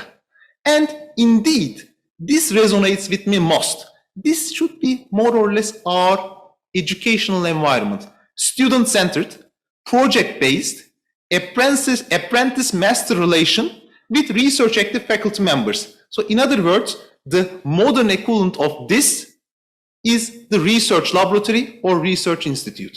So the AI education for the AI creators must happen in research institutes. But then we can create research institute by themselves and they can exist in isolation and we will solve the problem of AI education.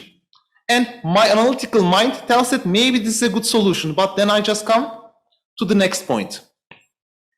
Look, the Renaissance man was not the technical man. He was a man who was a polymath. He was a man who knew everything. So, in AI, my data scientist in my research institute talk in the morning to the nutrition scientist from School of Medicine. In the afternoon, they talk to the physicist who just tries to create organic solar cells using AI. The next day, they just talk to someone from economy department. So for these people to succeed in creating AI for those fields, they just need to have this systematic approach and have a holistic understanding of problems. That requires that they need to understand nature. They need to know mathematics because that is the language of science. They need to know how to communicate.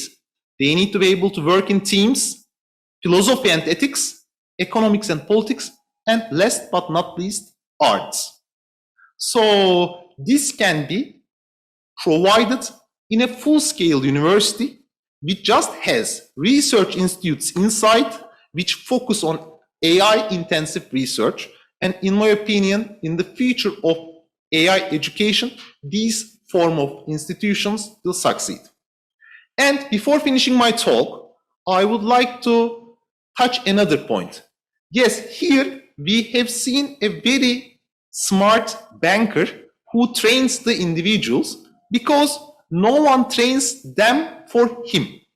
And indeed, in very large scale companies, you can afford to create a container of know-how and share that know-how with the new incoming people. But in today's world, most of the companies are very small. There are some AI startups with 3, 4, 5 individuals. And most of them start that way because no one knows whether that idea will work or not, and eventually they grow. So to satisfy the needs of these type of companies or entities or individuals, we just need continuing education in AI and stackable credentials. So therefore, our universities should focus on how to deliver this research experience in these type of programs as well. So these are my opinions on the AI workforce education for the future. Thank you very much.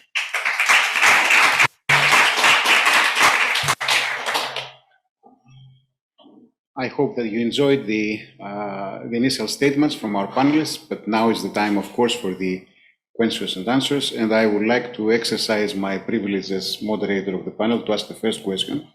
I take my lead from our provost, Provost Adesida, and also the overwhelming presence of women in our audience, in-person audience here today. And I would like to ask you, especially our two professors on the panel, how do you plan to bridge the gender gap in AI?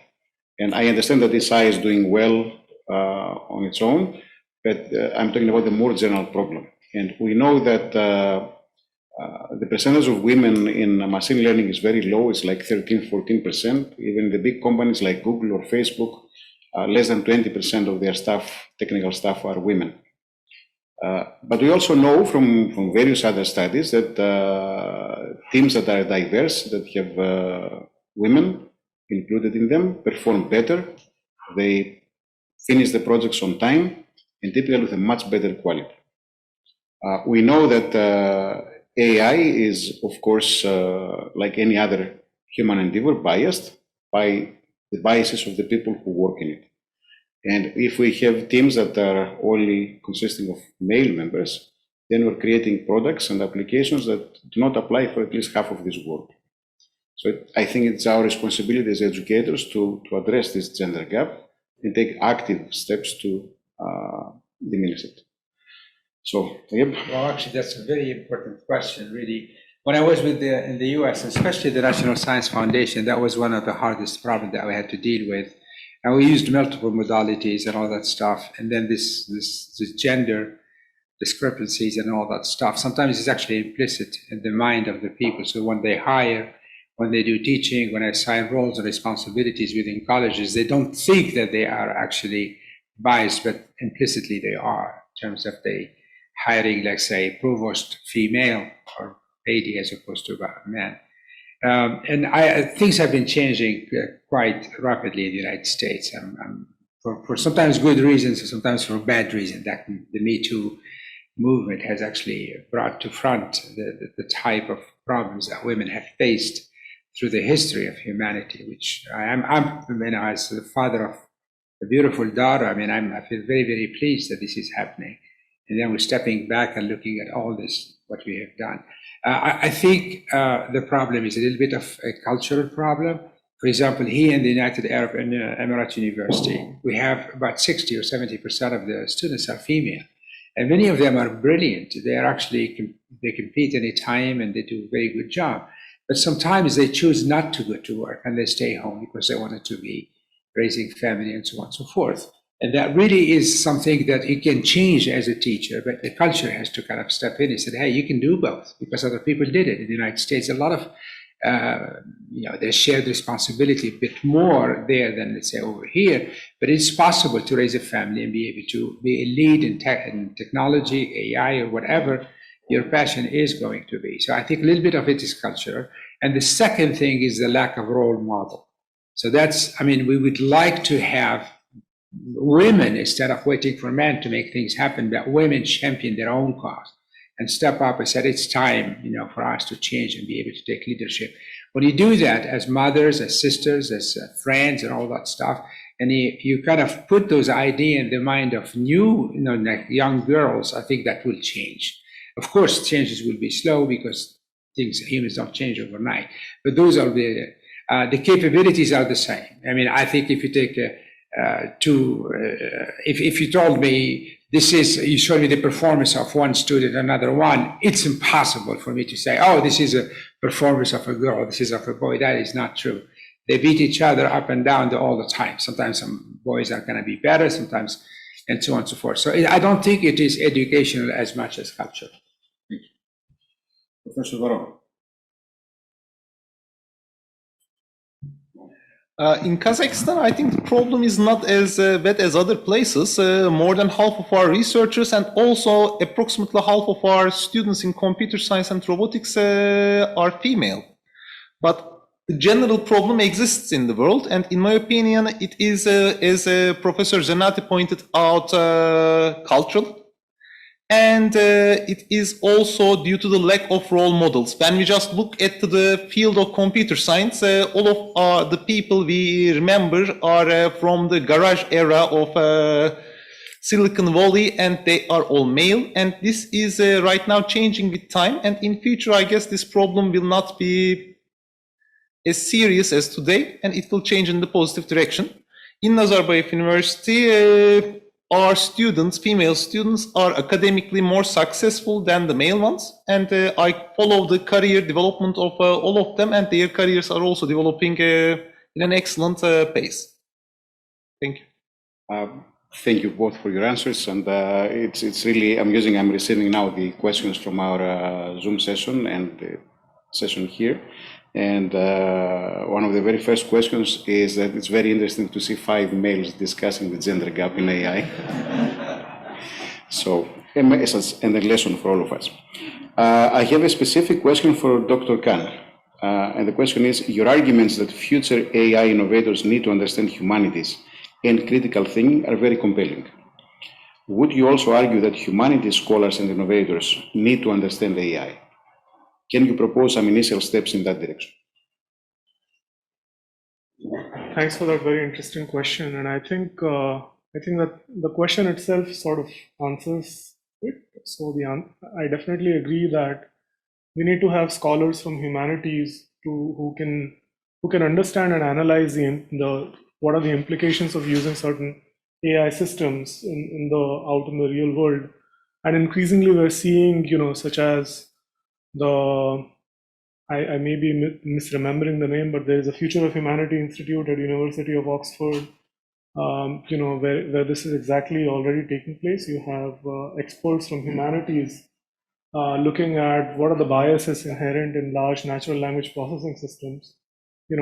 How does the Twitter's image cropping algorithm work and prioritize, Caucasian population as compared to the people of color, for example. And these are not issues that were brought forward by the AI researchers or practitioners, but rather, by the experts in humanities. So I definitely think that needs to happen. In fact, it's already happening. Mm-hmm. This needs to happen a bit more. There is a follow-up question on that, and that goes back to our professors. Considering that we talk about AI everywhere these days, right?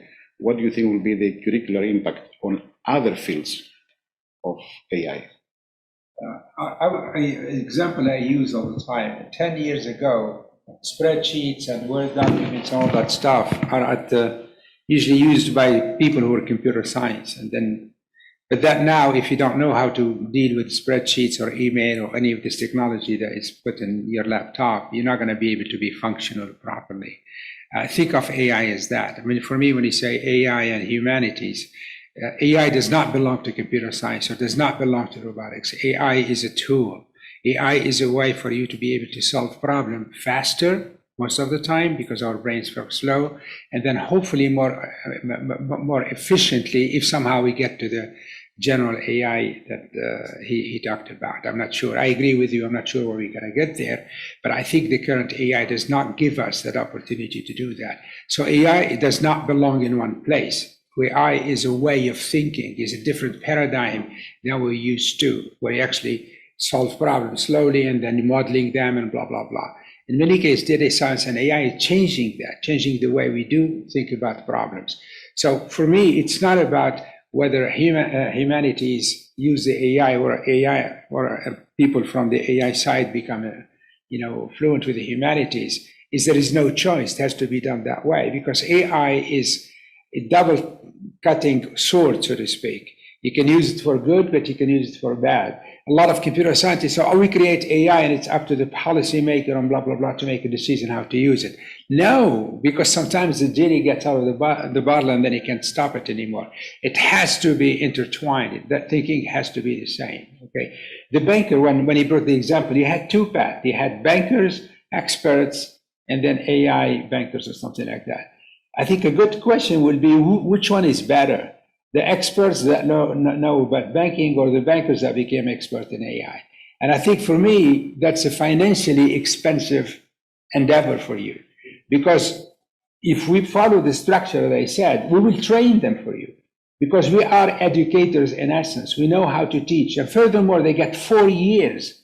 You see, it's not a minor. They don't take this and a minor. It's intertwined. It's going together.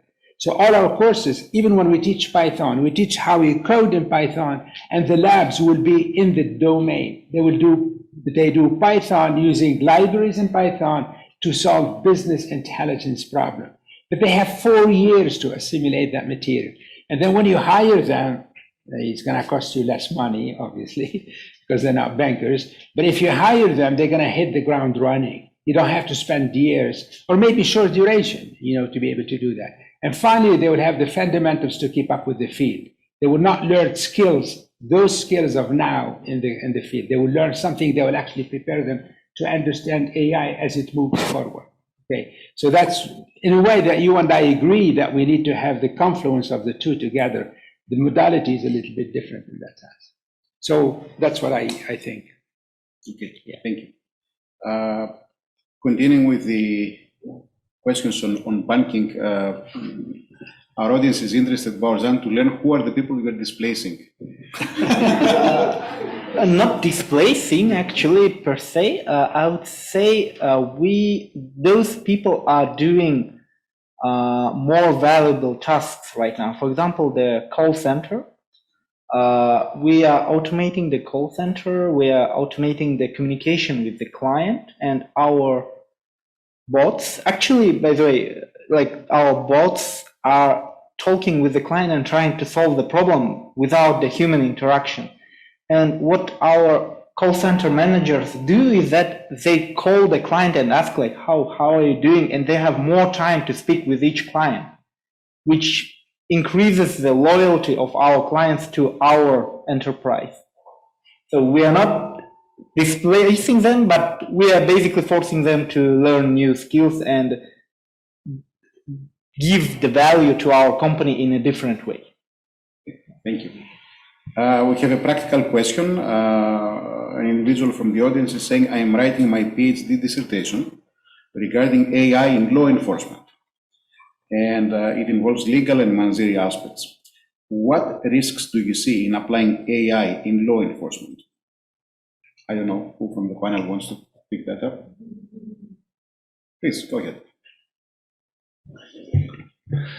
So right now we have excellent machine learning models. One of them is the general purpose transformer. It's extremely advanced. It has processed the whole amount of text which has been created by the humankind until now.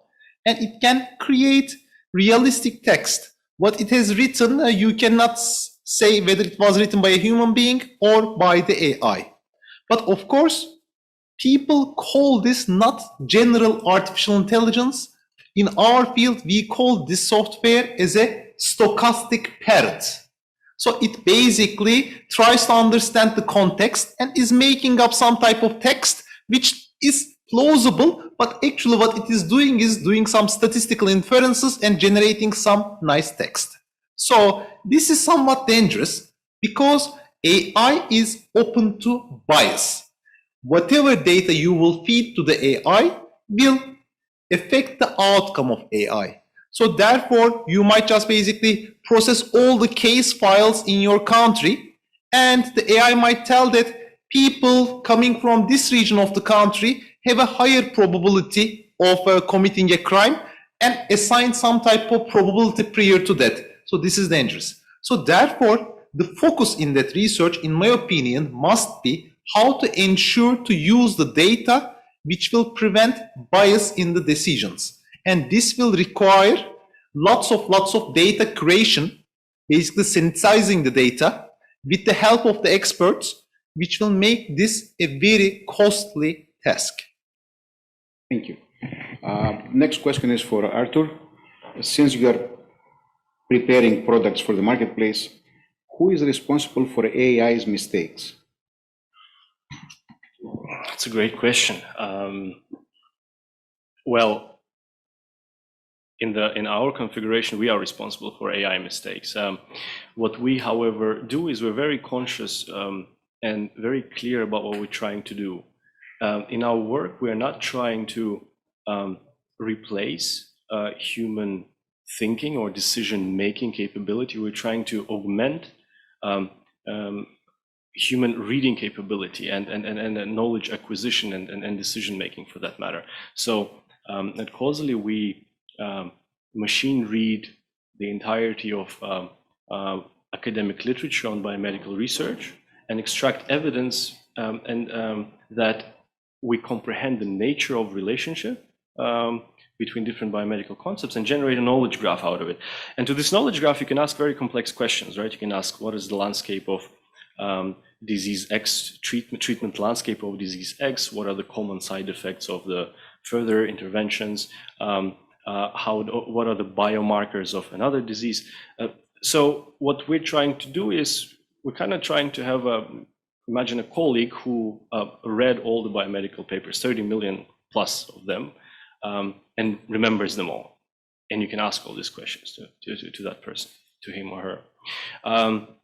So we're trying to be transparent, and we're trying to enable our users to make decisions and see also and be very also clear about the accuracy every time we use machine learning models or symbolic systems.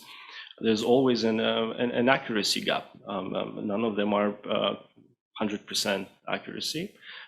This awareness is critical for this purpose. Okay. Thank you. Quite a large number of our audience are very sensitive to the data privacy issues with respect to AI. And I will try to paraphrase a few of those questions. And let me see. Who owns and who is able to access this data? What are the privacy concerns? Who should be considered responsible if something goes wrong? Something goes wrong now for safeguarding the privacy of the data. Anybody on the panel? Please. May I ask the question? As a holder of all the transactional data of million people in Kazakhstan, I think like there are few safeguards that you can set up when you are working with the data. The first one, of course, it's a legal one, to make sure that people understand the ramifications that will happen after you share that data. But of course, it's like basically solving the problem afterwards. The second is making sure that people that you working with you and with your data are extremely ethical. And this can be achieved during the interview. And when you are working with them, you can basically understand that. But of course, like there are ways to like basically make sure that the data leak might happen. There will be responsible people for that, obviously. But in that case, like for example, when you're training the models, you are training the AI, what we are trying to do is we are depersonalizing the data. So we are removing the particular person name, his identity, his ID numbers, his documents from it, and we are using that data for training. And on the other hand, we are using artificially generated data, which replicates the real world data, and that data is actually not linked to any person like who is alive.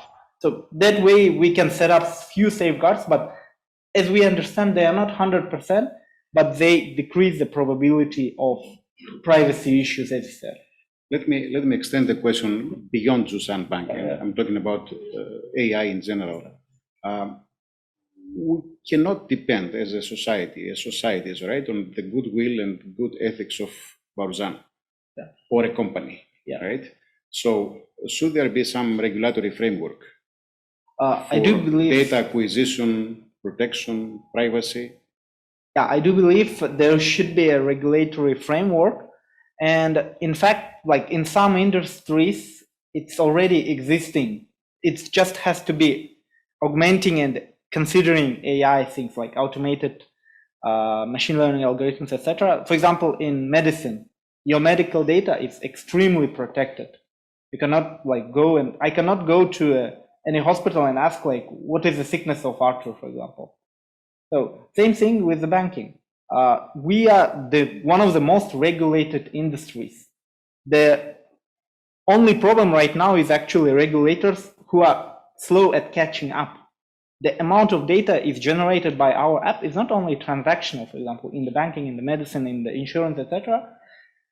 We see when people open the app, how much he spends screen time in our app, how he scrolls, like whether we can detect whether he uses left hand or right hand. So all of that is actually not a banking data, but it's the information that we have access to. So we need to make sure that regulators also understand that we have more information that they are aware. Actually, I would like to say that the problem is actually much, much harder than that. I think what's talked about is how can you protect the data from having people access it if they have no right to access it. I think that's a problem that is difficult. But AI brings a twist to that. I'll give you an example. If I know your DNA, I can say a lot of things about your cousins and their third and fourth and fifth generation, even though they never give me any data whatsoever.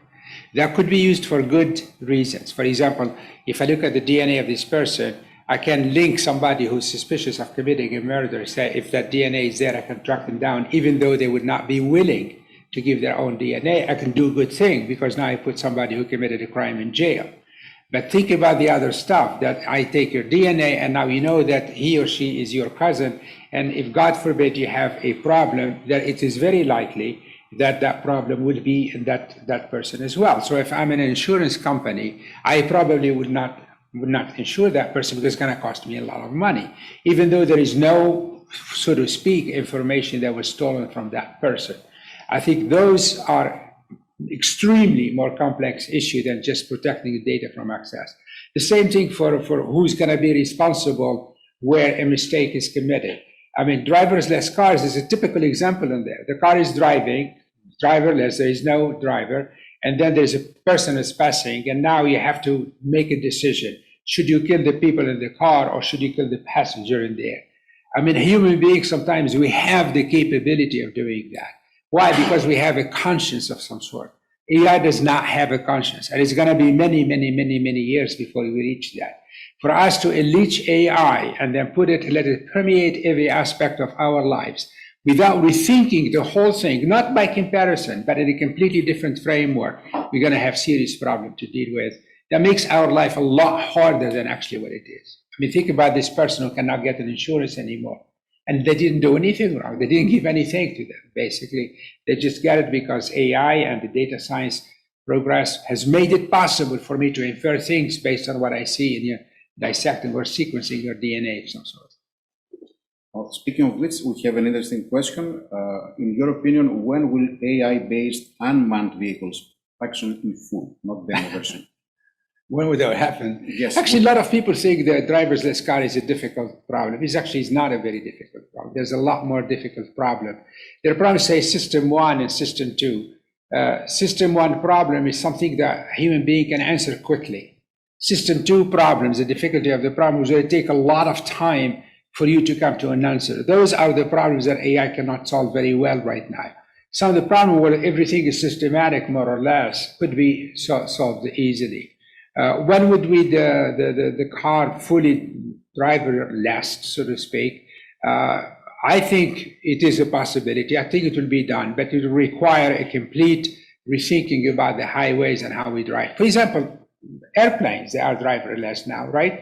I mean, there are no pilots in there, but there is restriction. Every plane, at a certain altitude in a certain direction. If you do the same thing for the highways, we can have that. Actually, it's going to be extremely easy to control and will be very, very safe because we design it to be not intersecting. Look at the metros underground.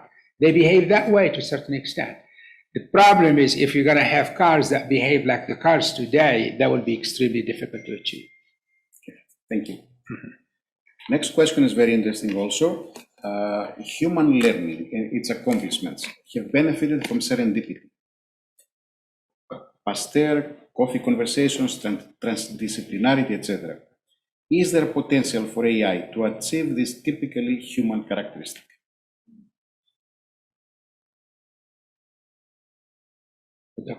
That's a tough question. I can see the panelists stand. Yes. All right, let me give the word to Arthur. Thank you. It's the Japanese style. I would, to be honest, I think it's a great question. To be honest, going towards the direction of the AGI and artificial general intelligence and transcending human capabilities, there would be a question: why would we measure them towards ourselves, right? Which is a very common trait for us. We're building the very anthropomorphic world for our own selves. The entire perception of consciousness and then the world and the nature is anthropomorphic. It's human-centric. What I observed, a very interesting trend about the ethics in AI as AI progresses further, is that it brings us back to philosophy in a way.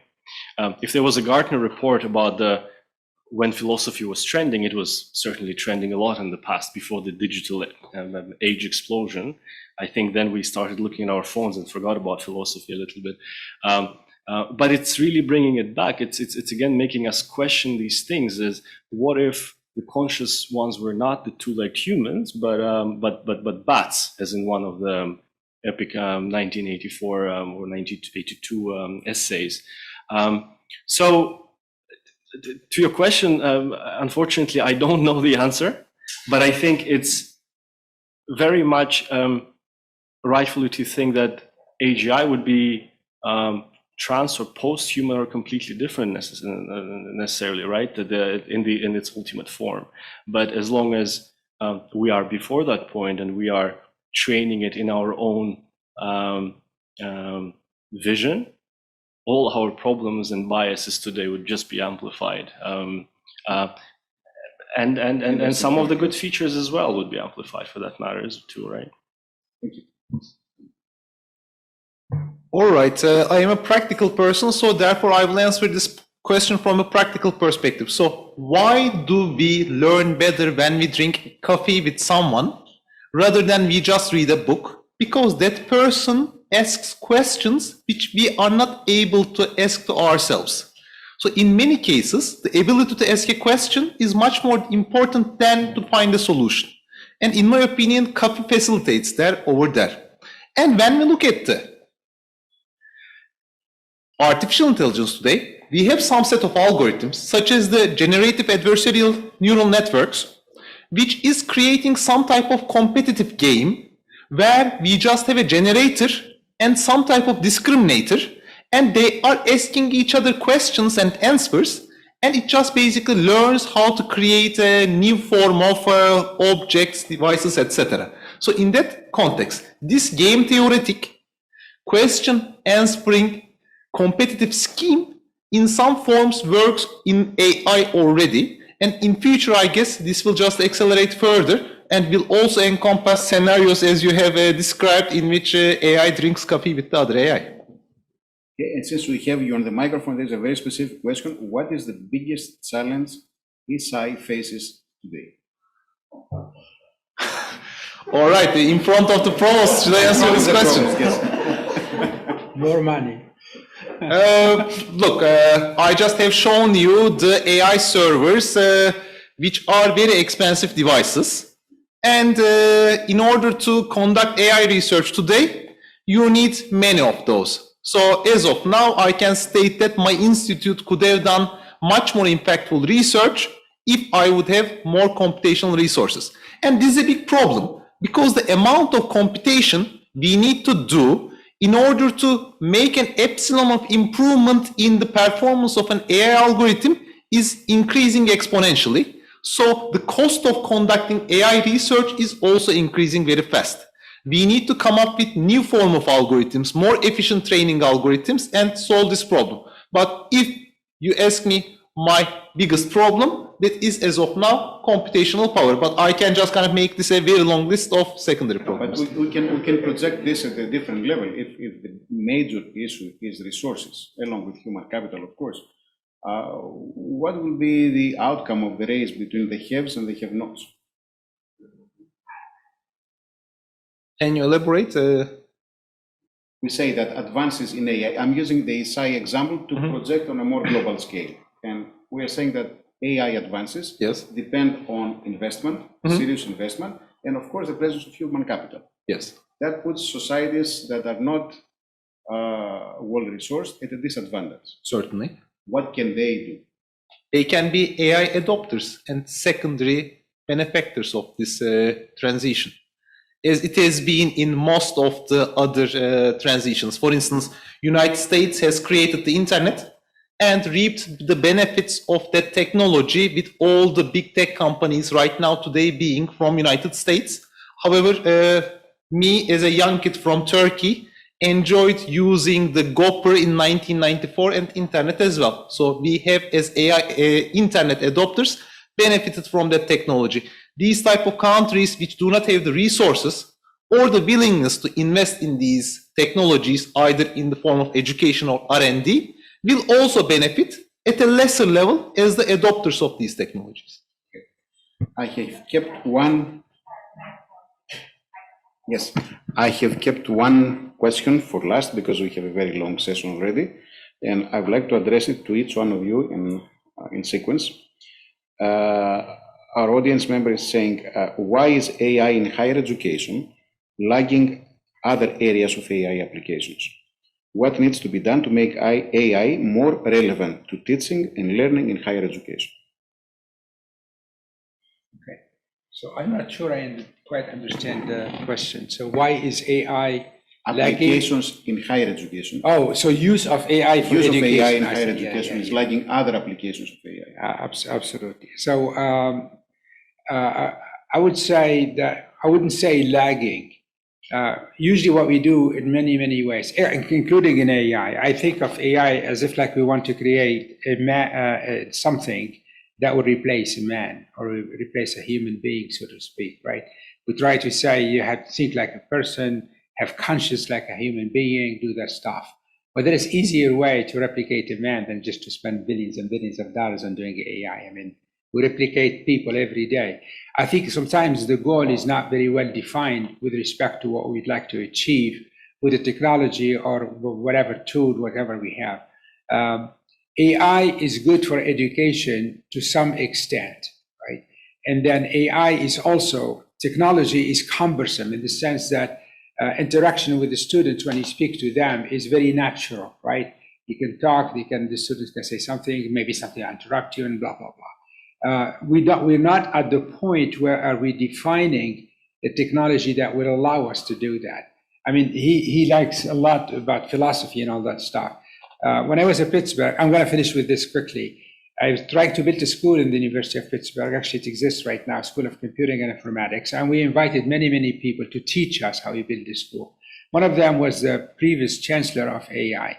And he was exactly asked the type of question, say, one of the teachers, she was actually a teacher of English, and she said, students read like this 2 pages from Wikipedia or the first page from the book, and they say, hey, I read the book, I know the book.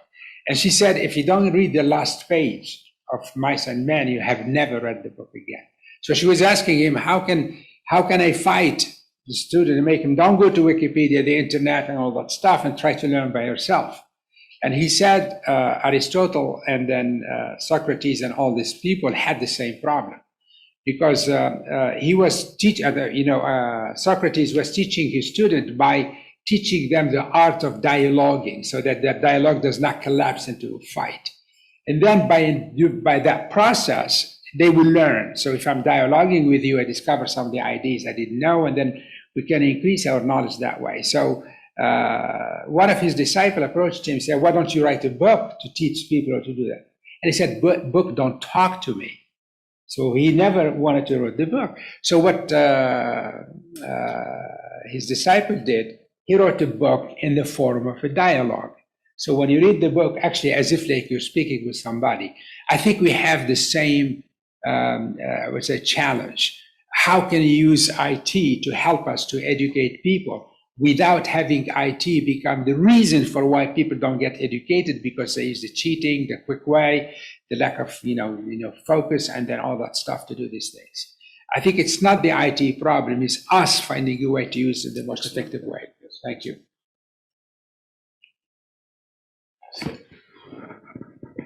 I think Professor covered it very well already, but proctoring is something that we've seen even as a graduate student. I used to assist with teaching courses and evaluating exams, and back then we had access to Authenticate and other such tools which could help you figure out if students try to game the system, and that was one application of machine learning that was already being used in higher education. And there are other interestingly emerging applications. For example, there are apps there now that try to track the mental well-being of students as they go through the semesters, which can provide an additional signal to the teachers on, just how the class is feeling, and if there's something that they can do about it. Other than that, with COVID, we had increasingly seen that students now had to take exams and classes at home. So there are systems that can track the movement of a cursor to try to understand whether a student is actually paying attention to the classroom or not. There are solutions for remote proctoring and so on. So I think these are among the applications that we're going to see, among many others, come up, AI-driven in higher education. I think this question is even greater amplified if you would compare it to healthcare, right? In healthcare and biomedical research, there's a gigantic emerging area of precision medicine, right? We used to create a pill and give it to everybody. But the physiology and genetic composition of people, of course, create a lot of individualities in the perception and reaction to the drugs. A lot is changing over time, quite fast in that area. However, in education, fundamentally, historically, it's quite resistant to change. We create curriculum and we teach it to classrooms of hundreds and hundreds of people, and we do it repetitively, semester to semester. Is it functional? Absolutely, yes. Evidently, it works great.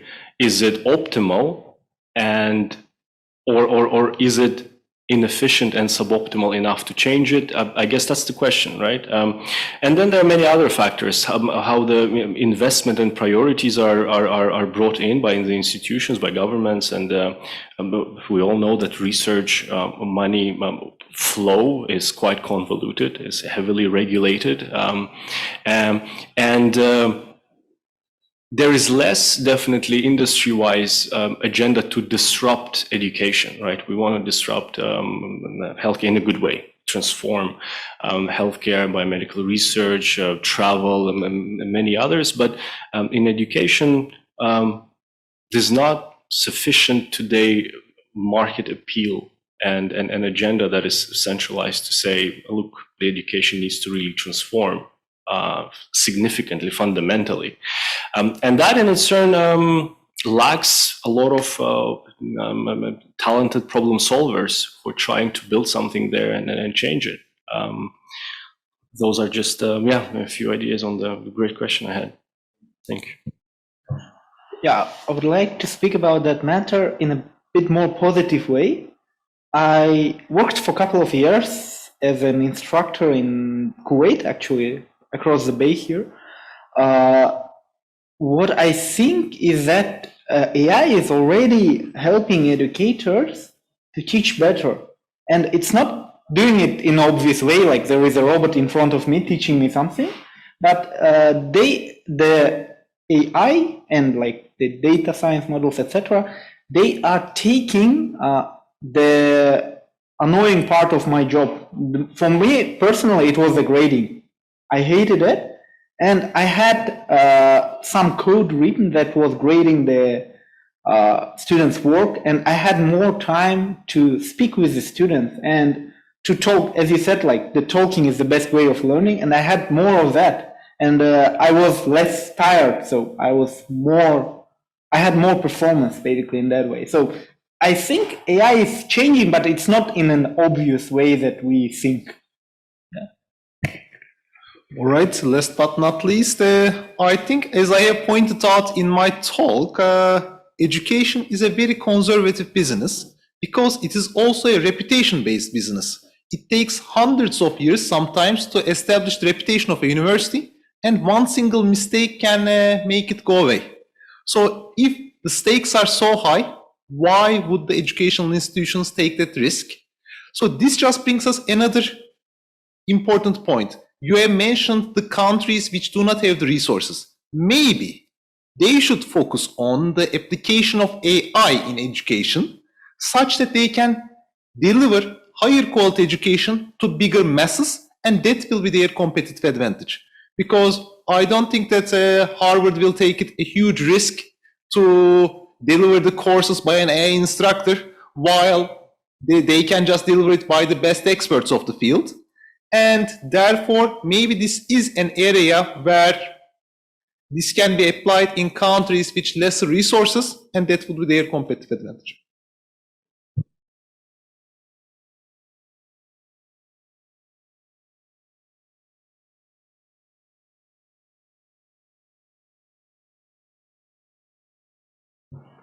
I would also like to thank our audience, especially the in-person audience, for their patience. This has been a very long session. And without further ado, I would like to invite again our Provost, Provost Adesida, to say the closing words. Thank you very much. I'd like to thank everybody on the stage. And Atakan, did you plant somebody over there asking you the question, what is limiting AI? Maybe. Thank you indeed. I think you found to our audience here, thank you very much. Also to our audience online, I hope you've been able to stay as long as we've been able to stay here. You've learned a couple of things on AI. AI is intensive. It is multidisciplinary because there are many things that are packaged under what is called AI. It has tremendous application across many different fields. It's becoming much like an engine, an infrastructure of life, essentially. It's an infrastructure of life. So we have to look at it that way. And it applies to so many areas, so many domains. Banking, I'm glad that that you're not firing people through AI, making them do something differently. And the work of Professor Zhandi in terms of designing a new curriculum. Really, I would like to come and share some of those with you and see how we can work together in this area. These are completely, thank you very much. Thank you again. Thank you, everybody. Thank you, everybody online from various countries. I think you've learned a little bit about AI. And above all, I hope about Nazarbayev University in Kazakhstan. So thank you very much and have a good evening. Thank you.